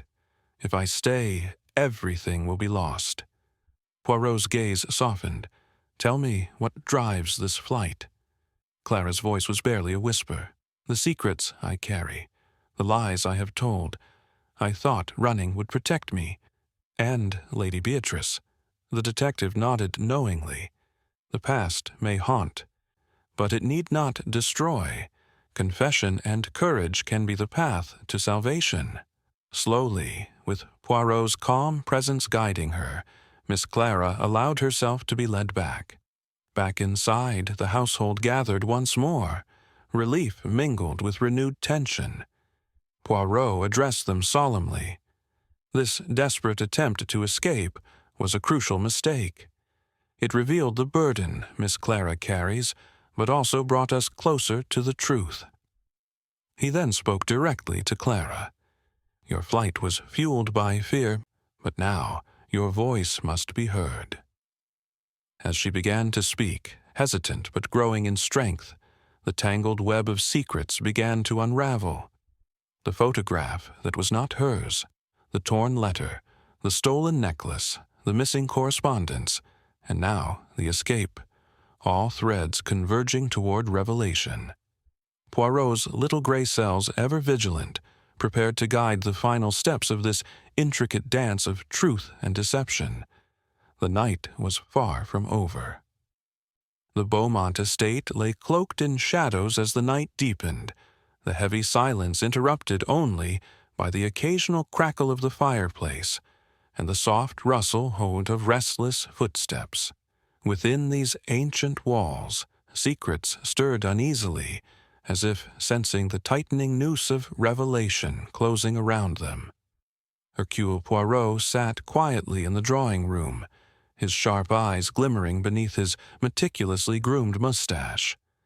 The threads of the mystery had begun to unravel, but the web was far from fully exposed.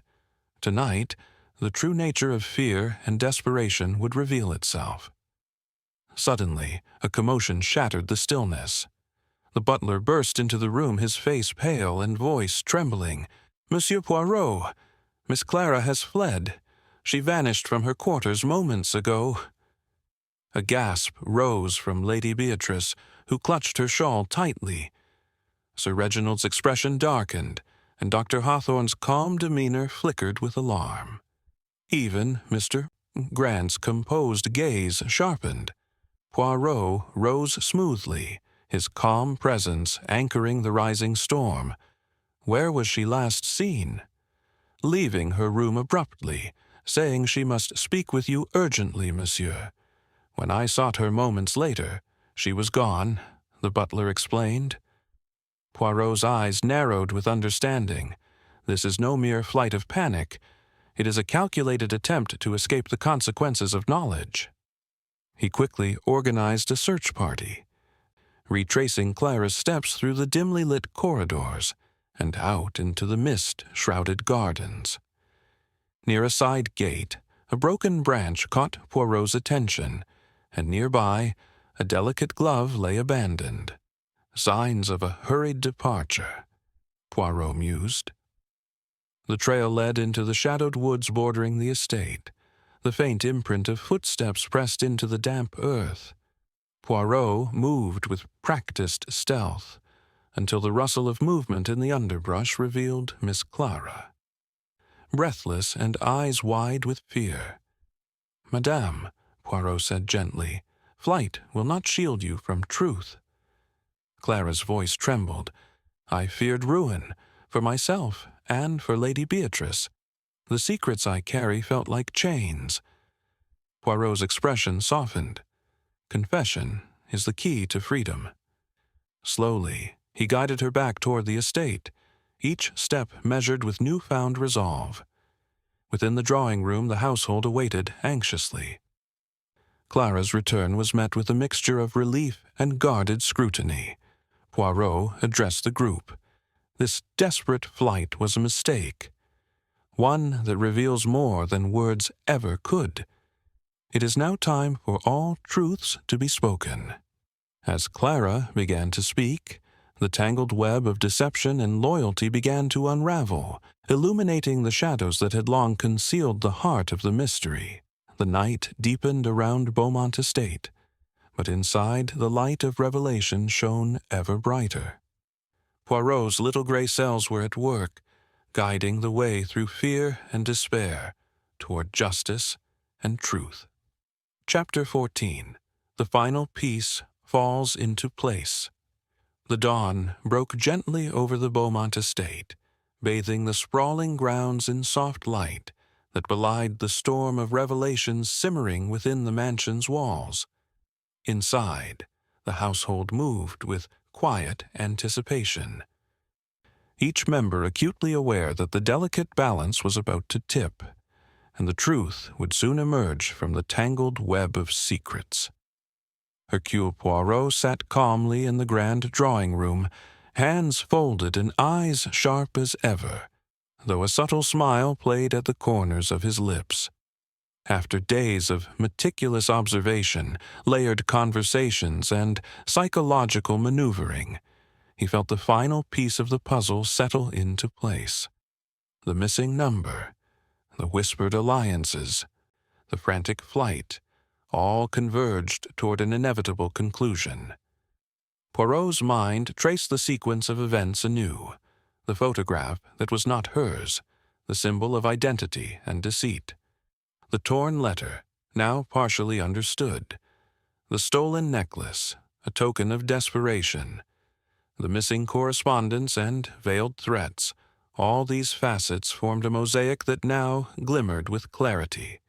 He had withheld this knowledge until the moment was ripe, watching how tensions escalated, waiting for the precise point when concealed truths would no longer remain buried. As the household gathered, Poirot rose and addressed them with quiet authority. "My friends, we have journeyed far through shadows and silence, but now the tapestry of deceit reveals its final thread." He paced slowly, eyes meeting those of Lady Beatrice, Sir Reginald, Miss Clara, Dr. Hawthorne, and Mr. Grant in turn. "The number 27, he began, was not merely a mark, but a signpost. A key that led us to a ledger, hidden in the library, detailing transactions and promises long forgotten." He gestured toward the butler, who produced a thick book, its pages yellowed and worn. Poirot opened the ledger to page 27. Here, we find records of loans, debts, and favors exchanged, binding the fortunes and fates of this household more tightly than any chain. He then revealed a set of correspondences that linked the suspects more intimately than before.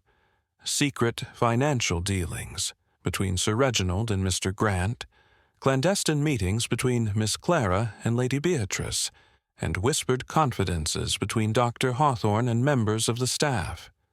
Poirot's gaze sharpened. The motive was not simple greed nor petty jealousy, but a desperate attempt to conceal these entanglements. He explained how the photograph had been switched to mask an identity long feared revealed, how the torn letter contained hints of blackmail, how the necklace was a symbol meant to provoke suspicion and divert attention, and how the missing correspondence threatened to expose a web of deceit. As he spoke, subtle reactions unfolded. Sir Reginald's clenched fists loosened slightly. Lady Beatrice's eyes shimmered with unshed tears. Miss Clara's composure wavered. Dr. Hawthorne's quiet demeanor faltered, and Mr. Grant's inscrutable mask cracked for a fraction of a second. Poirot paused, letting the weight of his words settle. And yet, he continued, the most telling mistake was made in the desperation of flight. The very act of escape betrayed knowledge only the guilty possess. He looked directly at Miss Clara. Mademoiselle, your confession last night was a turning point. But there remains one question unanswered. The room held its breath. Who orchestrated the substitution of the photograph? Who sought to manipulate and conceal the truth through these cunning acts? Miss Clara's eyes lowered. It was not alone. I was coerced, threatened with ruin if I did not comply. Poirot's eyes narrowed. By whom? A silence hung heavy. Then, with a sudden sharp intake of breath, Dr. Hawthorne stepped forward. It was I, he confessed, voice steady, though laden with remorse. I feared the consequences for Lady Beatrice. I sought to protect her, to shield her from scandal and pain. Shock rippled through the room. Poirot nodded solemnly, an act born of loyalty, but one that only deepened the mystery and nearly destroyed trust. Dr. Hawthorne continued. I hid the letter, planted the photograph. The necklace was meant to divert suspicion from matters far more delicate. Poirot allowed the confession to resonate, then turned to Lady Beatrice. Madame, the burden of secrets is heavy, but the courage to face truth brings liberation. Lady Beatrice, tears now freely flowing, nodded slowly. Poirot looked at the others, his voice firm. Justice and truth must prevail, tempered by understanding. He summoned the household to a final gathering, where the revelations were shared openly, and the path to restoration began. The photograph that was not hers, the torn letter, the stolen necklace, the missing correspondence, and the desperate flight, all had been pieces of a larger, more human story. As Poirot prepared to depart, he reflected on the delicate nature of trust and the complexity of human motives. The game had been intricate, the stakes high, but in the end, the little gray cells had triumphed once again. And, with a graceful bow, Hercule Poirot took his leave from the Beaumont estate, the truth revealed and justice poised to follow. The heavy silence in the drawing-room seemed almost unnatural, as if the very walls were holding their breath. The flickering candlelight cast long, dancing shadows that twisted and stretched across the mahogany floorboards, making familiar corners seem strange and secretive. In this charged atmosphere, Hercule Poirot stood quietly, his expression unreadable beneath the waxed curves of his immaculate mustache. His sharp eyes moved deliberately over the assembled group. Lady Beatrice, her face pale but resolute, Sir Reginald, pacing with restless energy, Miss Clara, seated rigidly but eyes flickering with unease, Dr. Hawthorne, the ever-watchful physician, and Mr. Felix Grant, whose poised exterior gave away nothing. The evening brings us closer to truth, yet the shadows grow longer, Poirot began, his voice low, measured. "This house, with its grandeur and secrets, has witnessed many stories, but few as tangled as this. Each of you is a thread in a web, and we must find the thread that leads us out." A murmur rippled through the room. Lady Beatrice's fingers twitched nervously on the armrest of her chair. Poirot moved to the mantel, resting a hand on the cool marble. "We have uncovered fragments, a photograph not her own, a torn letter, a stolen necklace, missing correspondence, each a piece of a darker puzzle. Yet these are mere symptoms of a deeper sickness: fear, betrayal, desperation." He turned, locking eyes with Sir Reginald. "You have denied involvement, but your financial woes and restless behavior hint at pressures we must not ignore. Tell me, monsieur, who stands with you in these trials?" Sir Reginald's jaw clenched. "I answer for myself." "I have no accomplices." Poirot nodded slowly. "Yet I suspect alliances, hidden and fragile." The detective's gaze then shifted to Miss Clara. "Mademoiselle, your flight last night speaks volumes. Fear drives many. But I wonder, what were you fleeing from?" Clara swallowed hard, her voice barely above a whisper. "From the truth, Monsieur Poirot. From what I could no longer hide." Poirot smiled thinly, "And yet, truth is the only remedy." He paced gently, his footsteps soft on the aged carpet. "I have observed your interactions, the whispered exchanges, the glances full of unspoken words. Secrets do not die quietly. They claw their way into daylight." Dr. Hawthorne's voice was steady, but tinged with fatigue. "We are all bound by duty, yet also by fear of loss, of exposure." "And fear," Poirot replied, "can drive the cleverest to folly." Mr. Grant's eyes gleamed. "There is one among us whose calm is but a mask. The true tempest lies beneath."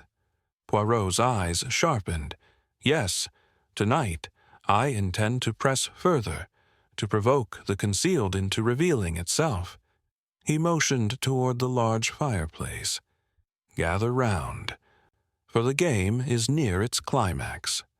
The household members reluctantly complied, each taking a place that felt at once familiar and charged with suspicion.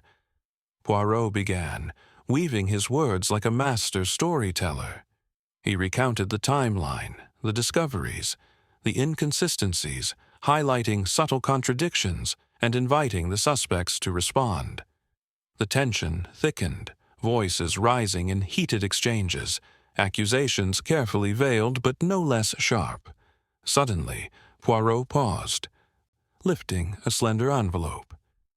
"This," he said, "contains a letter found hidden behind the paneling in Lady Beatrice's study, a letter that adds a new dimension to our puzzle."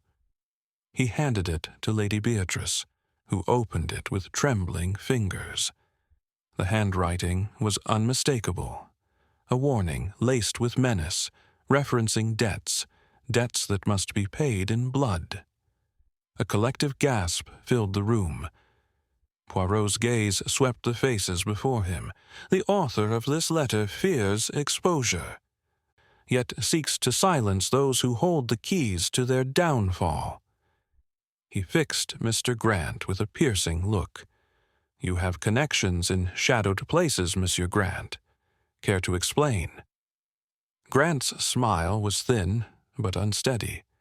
"I deal in many things, Monsieur Poirot. Not all are pleasant." Poirot nodded. "And some dealings bring consequences more dire than anticipated."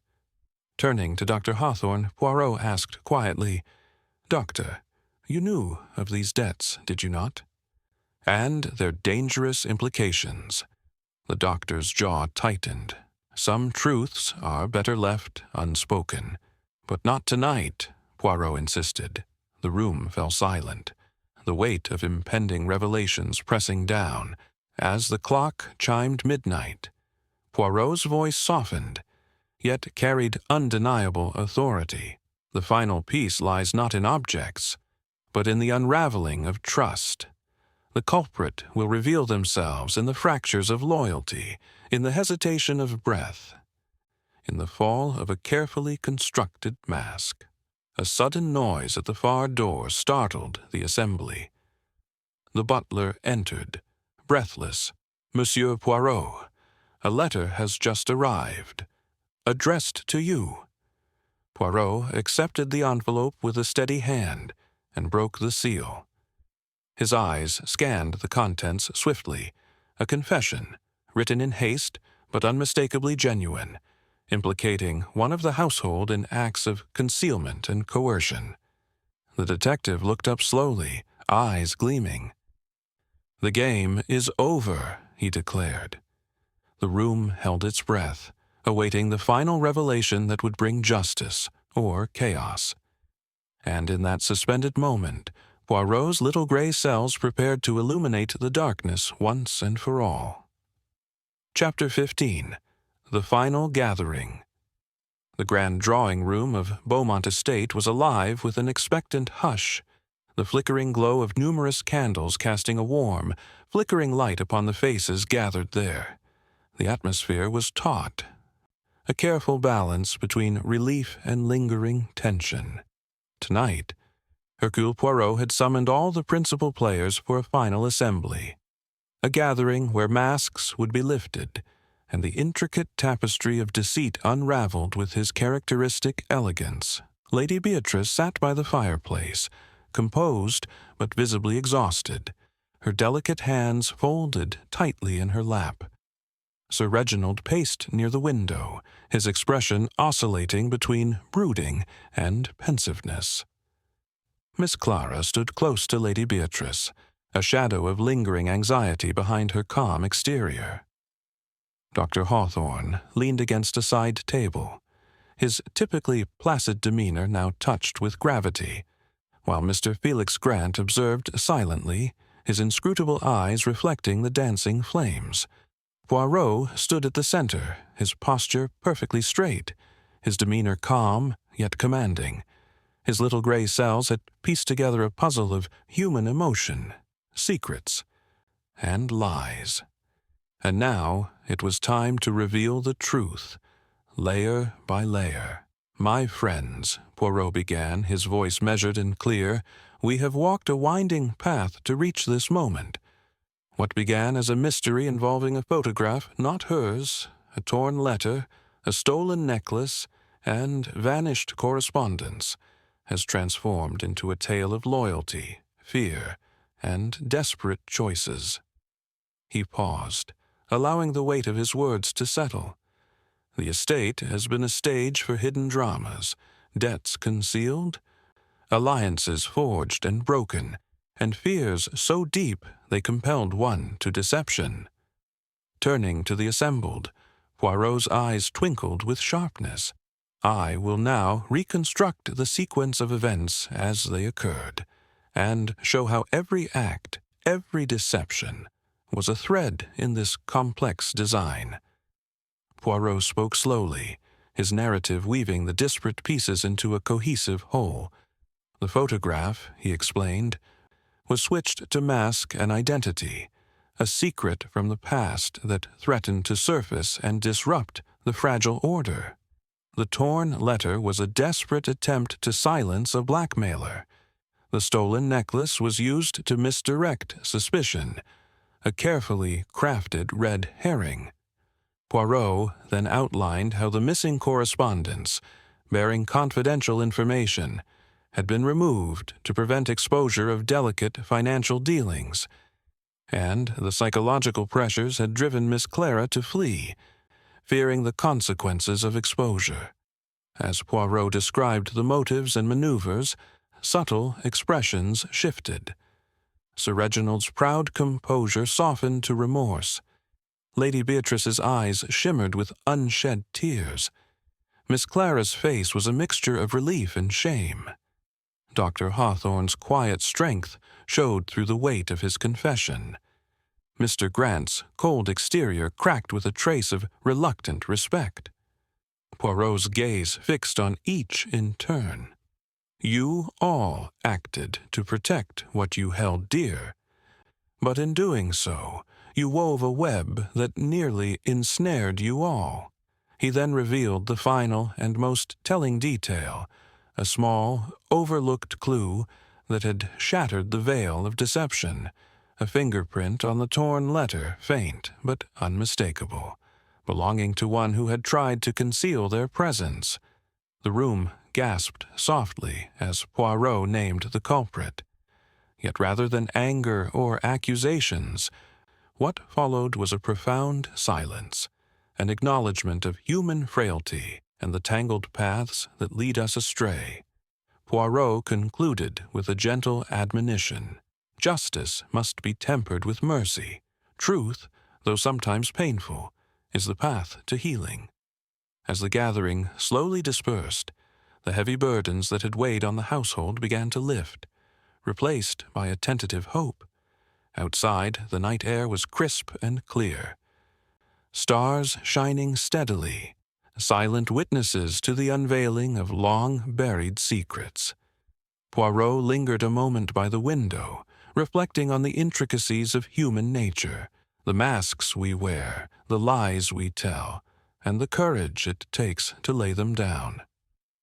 His little gray cells had once again pierced the darkness, and, with a satisfied nod, Hercule Poirot prepared to take his leave, his work done, for now. The atmosphere in the drawing-room had become taut, as though the very air awaited the moment Hercule Poirot would reveal the long-hidden truth. The candlelight flickered, casting fleeting shadows that seemed to echo the tangled secrets binding the Beaumont estate. Each face was etched with anticipation, anxiety, or guarded resolve, waiting for the detective's final, inevitable disclosure. Poirot stood with his hands lightly clasped behind his back, his gaze steady and precise. The weight of the day's investigation culminated here. The puzzle that began with a mysterious photograph, a torn letter, a stolen necklace, and a missing correspondence was now poised to be solved. All threads led to this singular moment of revelation. "Mes amis," Poirot began, his voice calm but charged with gravity, "we have traveled a winding path, unraveling the fabric of deception woven within these walls. Now it is time to lay bare the truth, with all its complexities and consequences." He turned to face the assembly, allowing silence to deepen before continuing. The photograph that was not hers was a symbol, a carefully placed mask concealing a deeper secret, one that threatened to unravel the fragile peace of this family. The torn letter, stained and incomplete, was an attempt to silence a blackmailer whose shadow loomed over the estate. The stolen necklace was meant to misdirect suspicion and provoke discord. And the missing correspondence contained truths powerful enough to ruin reputations and lives. Poirot paused, his eyes sweeping across the group, noting the subtle shifts, tightening fists, averted gazes, quickened breaths. The web is tangled, but not impenetrable. I have discovered the final piece, a clue overlooked, a mistake made in desperation. He pulled from his pocket a small folded note. This note, found hidden behind the paneling of Lady Beatrice's study, bears the unmistakable signature of one who sought to manipulate fate itself. He slowly unfolded the paper, revealing a hastily scrawled confession. All eyes turned toward Miss Clara. Poirot's voice was gentle, yet resolute. "Mademoiselle Ashford, the evidence, the truth you sought to escape, is now before us. Your flight was a desperate act to conceal a secret too painful to face." Clara's composure broke. Tears streamed down her cheeks as she confessed fully. Coerced to act under threat, bound by loyalty and fear, ensnared in a web she could no longer hold. Dr. Hawthorne stepped forward quietly, his voice steady with remorse. I played a part in this deception, attempting to protect those I cared for. But in doing so, I only deepened the wounds. Lady Beatrice's tears now flowed freely, mingling sorrow with relief. Sir Reginald lowered his head, acknowledging his own failings. Mr. Grant's cold demeanor softened, a trace of respect flickering in his eyes. Poirot concluded, "The choices made here were born of human frailty, fear, love, desperation. Justice must balance punishment with mercy." As the household absorbed the weight of the revelations, Poirot's little gray cells rested briefly, satisfied that the maze had been navigated.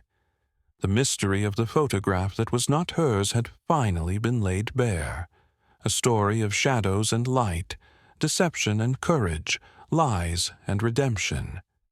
And with a graceful bow, Hercule Poirot prepared to leave, his mission fulfilled, his presence forever etched upon the hearts of those he had helped to heal. Chapter 16. The Reveal. The grand drawing-room had transformed into a chamber of solemnity, the weight of anticipation pressing down upon every attendee. Hercule Poirot stood at the center, poised and deliberate, his gaze sweeping the assembly with the precision of a master chess player about to make the decisive move. "Mes amis," Poirot began softly, "we have reached the moment for truth. The many veils of deception shall now be lifted, and the heart of this mystery laid bare." He paused, allowing the charged silence to deepen, then turned his eyes toward Lady Beatrice. "Madame, your courage in facing these trials has been admirable." She inclined her head, her composure fragile but resolute. Poirot's attention then fixed firmly on each suspect, his voice measured yet unyielding. "The photograph that was not yours, Madame Beaumont, symbolized a secret that many wished to bury. The torn letter, stained and incomplete, was the thread that threatened to unravel the fabric of this household. The stolen necklace, the missing correspondence, each a calculated move in a game of shadows. He spoke of motives, fear of scandal, protection of reputation, desperation wrought by debts and broken promises. Poirot then revealed the pivotal moment of the investigation, the discovery of a fingerprint on the torn letter, faint but unmistakable. The print belonged to one who had tried to mask their intentions behind a facade of innocence. All eyes turned to Miss Clara. The room held its breath. "Mademoiselle Ashford," Poirot said gently but firmly, "your role has been complex. Your flight last night betrayed a knowledge you hoped to conceal." Miss Clara's composure faltered, her eyes moist with unshed tears. Poirot continued, "Yet you were not alone in this. You acted under pressure, threatened by a presence far more dangerous." He then directed his gaze to Dr. Hawthorne. The doctor sought to protect, yes, but in doing so, orchestrated a series of acts, altering evidence, silencing letters, planting false clues, to shield Lady Beatrice and himself from ruin. Dr. Hawthorne nodded slowly, acceptance evident in his expression. Poirot detailed how the doctor's fear of exposure had driven the misdirection, the substitution of the photograph, and the concealment of the blackmail letter. Sir Reginald's financial entanglements and Mr. Grant's involvement in strained dealings had further complicated the web. Poirot's voice was steady, yet carried the weight of moral reflection. The choices made, though flawed, were born of desperation and loyalty. He then unveiled the final, critical mistake. A slip of knowledge revealed during the psychological confrontations, a detail only the true culprit could have known. The broken branch near the garden gate, the thread caught in the boudoir, these were signs left not by chance, but by guilt. Poirot turned once more to the assembly. Justice demands reckoning, but it also requires understanding.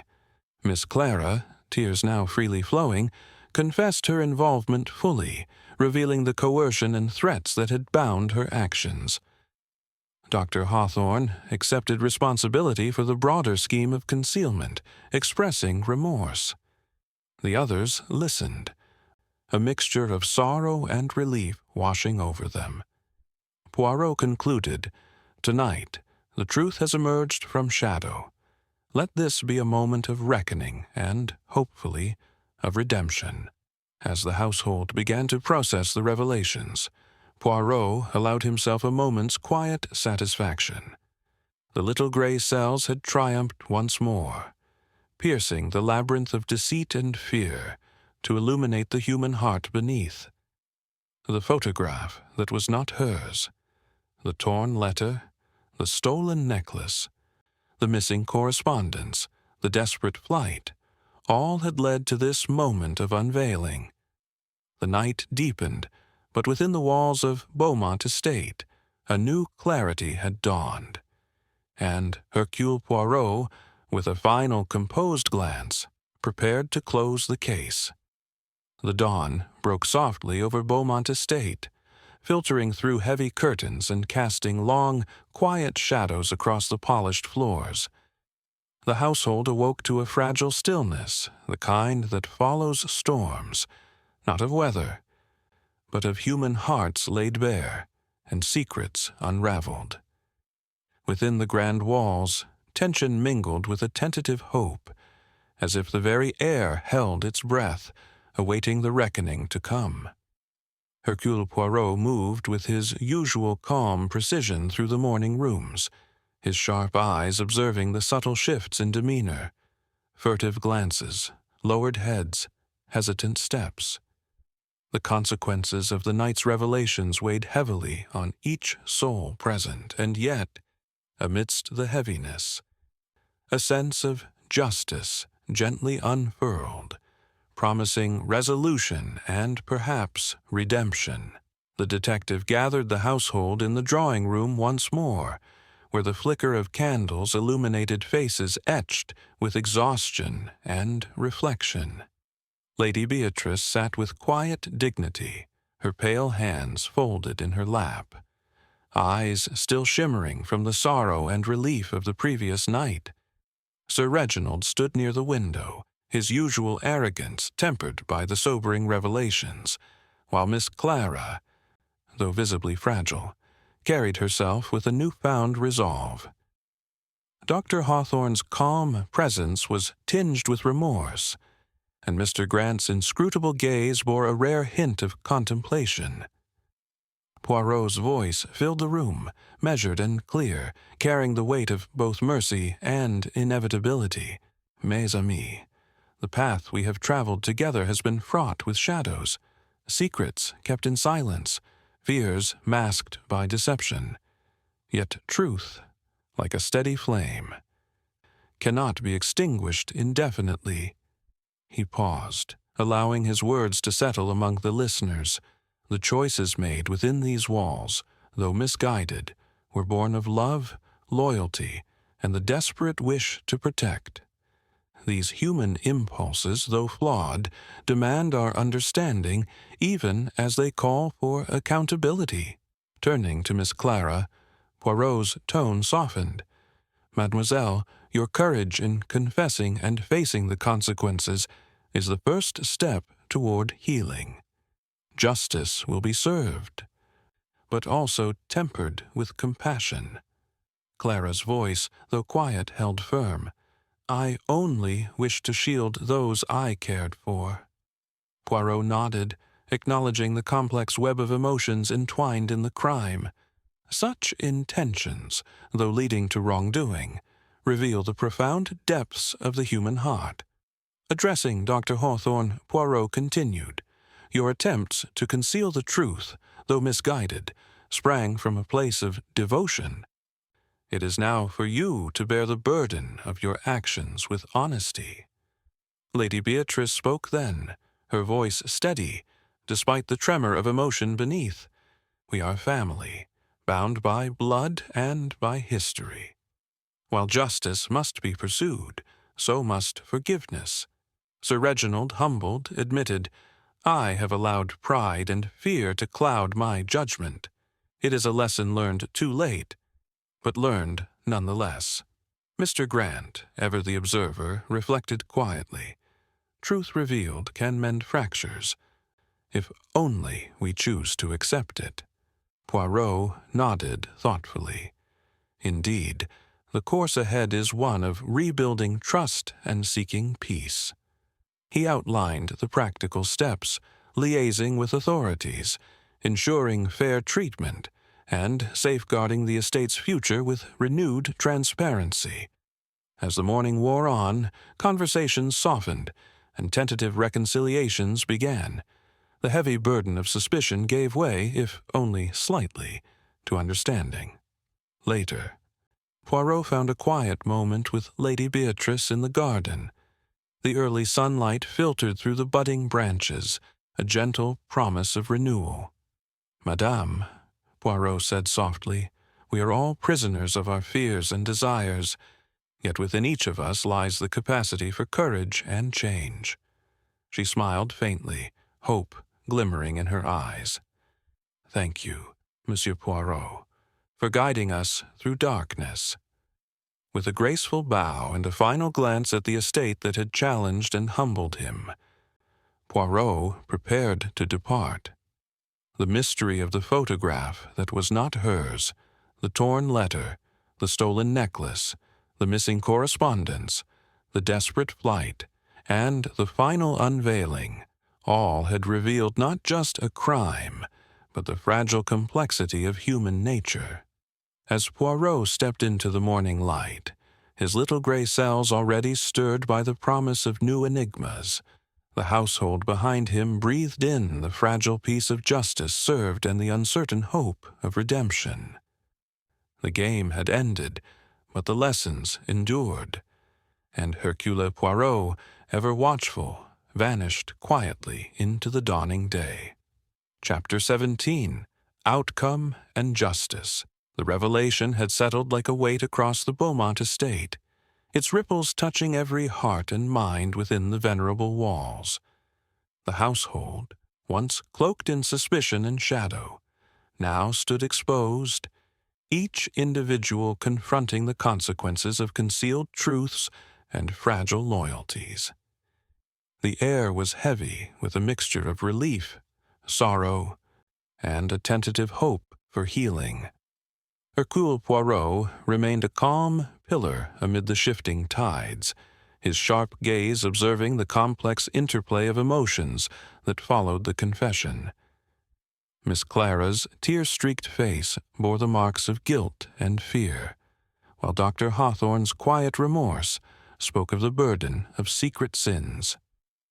Lady Beatrice's eyes, still shimmering with unshed tears, reflected both pain and forgiveness, while Sir Reginald and Mr. Grant wrestled with the shadows of their own choices. The detective's voice, measured and deliberate, broke the fragile silence.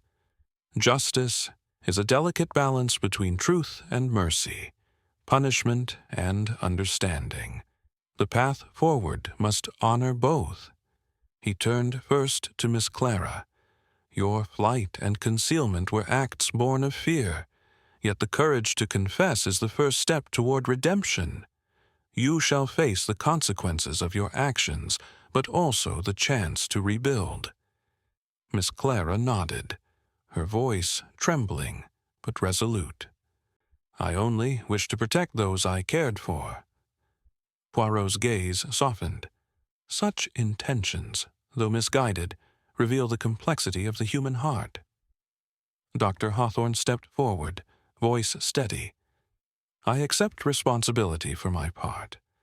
My actions were driven by loyalty and desperation, but I recognize now the harm caused." Lady Beatrice approached, her voice gentle but firm. "We are bound by family and trust. While justice must be served, so must compassion." Poirot acknowledged her words. "The law will determine the formal judgments. Meanwhile, the bonds of this household, though tested, may yet endure." Sir Reginald, his demeanor subdued, spoke with newfound humility. "I have been blinded by pride and fear. I shall seek to make amends." Mr. Grant, ever the observer, nodded quietly. The truth unveiled allows for clearer paths. I, too, will reflect on my role. As the household absorbed the implications, Poirot outlined the practical steps, liaising with the authorities, preserving evidence, and ensuring that justice would be pursued fairly and without prejudice. He reminded them that while the darkness of deception had cast long shadows, the light of truth now shone brightly.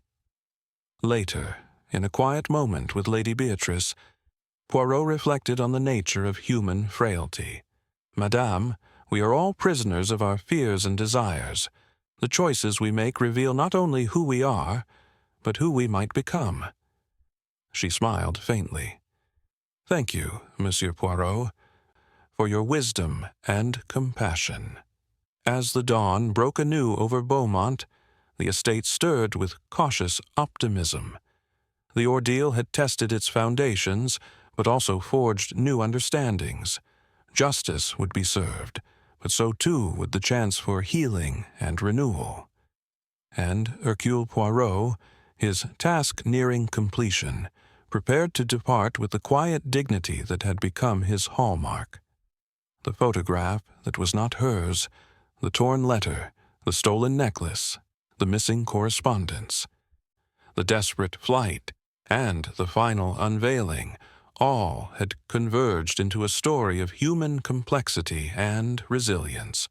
With a final nod to the household, Poirot stepped into the morning light, his little gray cells already turning toward new mysteries yet to be solved. Chapter 18. The Closing Remark. The morning sun rose over the Beaumont estate with a gentle clarity, casting soft light upon a household forever changed. The heavy shadows that had once loomed over its walls were now lifted, replaced by a fragile calm, a calm born of truth unveiled and justice tempered with mercy. Hercule Poirot stood at the entrance hall, poised with his usual impeccable grace, preparing to take his leave. Around him, the members of the household gathered, their faces a mixture of exhaustion, relief, and a tentative hope for what the future might bring. Lady Beatrice stepped forward, her eyes meeting Poirot's with gratitude. "Monsieur Poirot, your wisdom and insight have saved more than just our name. You have preserved what little peace we had left." Poirot inclined his head gently. "Madame, it is not I who save, but truth itself. The little gray cells simply guide the way." Sir Reginald, now humbled by the events, added, "I see now the folly of pride and secrets. It is a lesson learned at great cost." Miss Clara, her spirit slowly healing, expressed her own thanks. "You gave me the courage to face what I feared. For that, I am forever grateful." Dr. Hawthorne, solemn yet relieved, nodded in agreement. The path forward is clearer, though the shadows of the past linger still. Poirot smiled softly, sensing the weight of these words. Indeed, the past is a constant companion, but not a master. Turning to Mr. Grant, Poirot gave a subtle nod.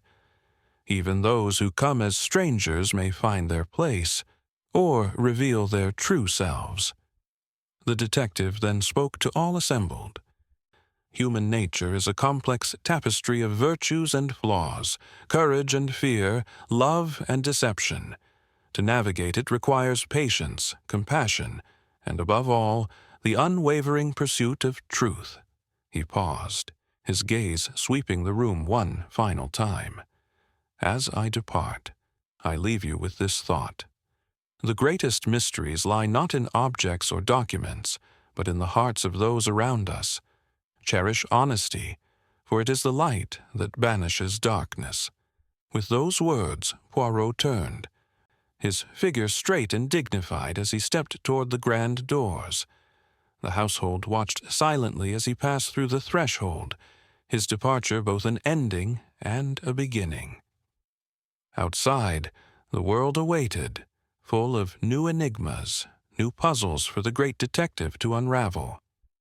And, within the quiet halls of Beaumont, the story of the photograph that was not hers would be remembered not as a tale of betrayal alone, but as a testament to the fragile, resilient nature of truth and forgiveness. Poirot's little gray cells had done their work once more, leaving behind a legacy of clarity amidst the shadows. And, with the soft click of the closing door, the mystery was finally at rest. The quiet that settled over the Beaumont estate was unlike any the household had known in recent days. The heavy veil of mystery had been lifted, exposing the raw and fragile truths beneath. Yet, in that revelation, there was also a sense of release, a chance for healing, for new beginnings. Hercule Poirot stood near the grand entrance, his silhouette framed by the soft morning light filtering through stained glass. The familiar stillness of the estate contrasted with the turmoil that had passed, and his little gray cells rested briefly after the intricate dance of deduction and human frailty. Lady Beatrice approached him, her eyes reflecting a complex mixture of gratitude and sorrow. "Monsieur Poirot, you have given us more than answers. You have restored a measure of peace." Poirot inclined his head with his customary grace. "Madame, it is not I who restore peace, but the truth itself. My role is merely to illuminate its path." He glanced once more at the assembled household, where each soul bore the weight of their choices, but also the possibility of redemption. Human nature is a labyrinth, full of shadows and light, and we are all travelers seeking our way. Poirot reflected softly.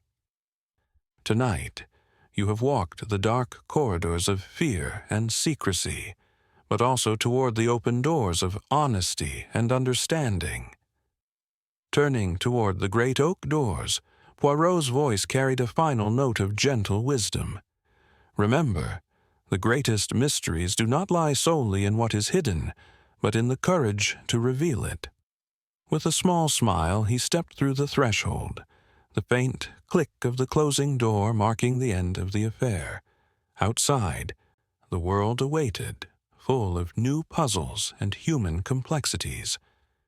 And Hercule Poirot, the master of little gray cells, vanished into the morning light, ready to face whatever mysteries called next.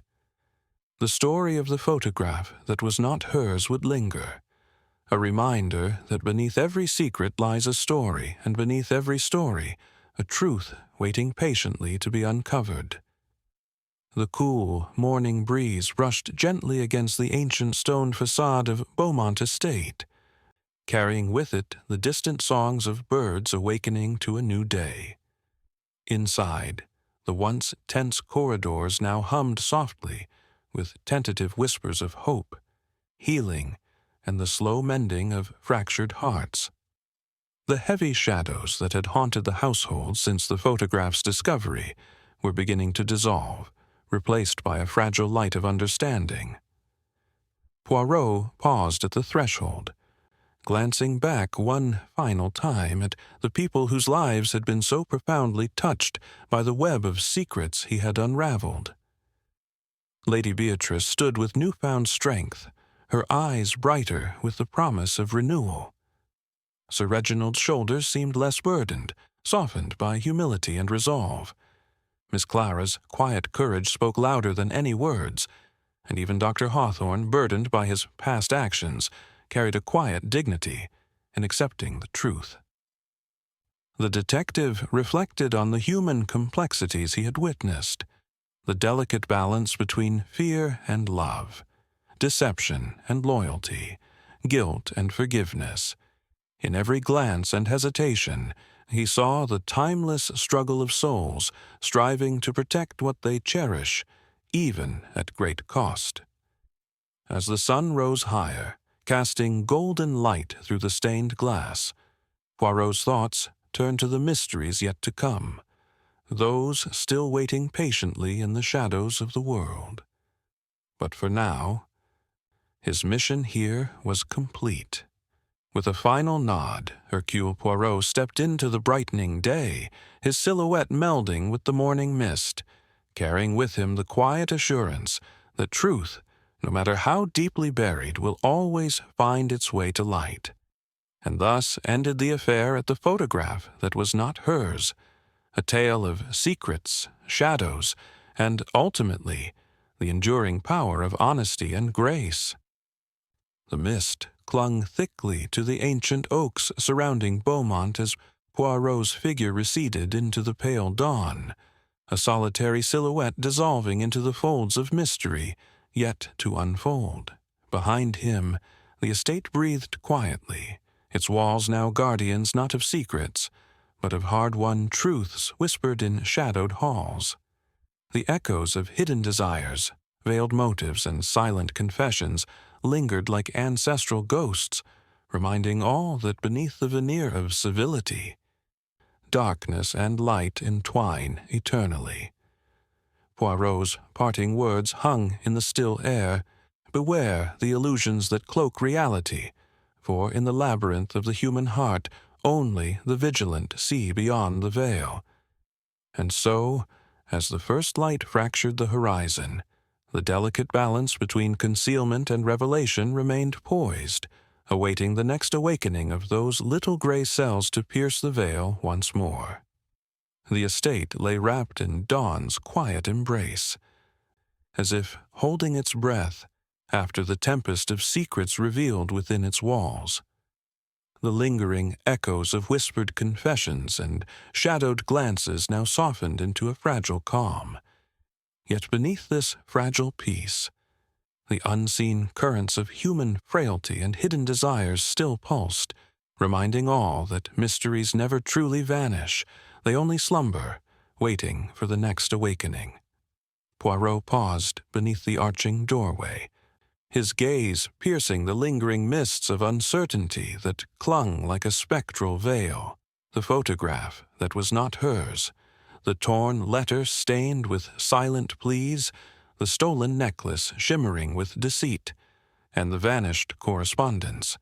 These were but echoes in a greater labyrinth of concealed truths and veiled intentions.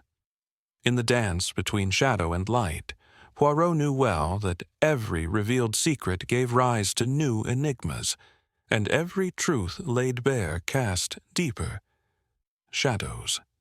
The little gray cells stirred once more, ever vigilant, ready to delve into the next mystery that fate would unveil. With measured steps, he disappeared into the waking world, the quiet click of the closing door echoing like a whispered promise. In the heart of darkness, the quest for truth endures eternal.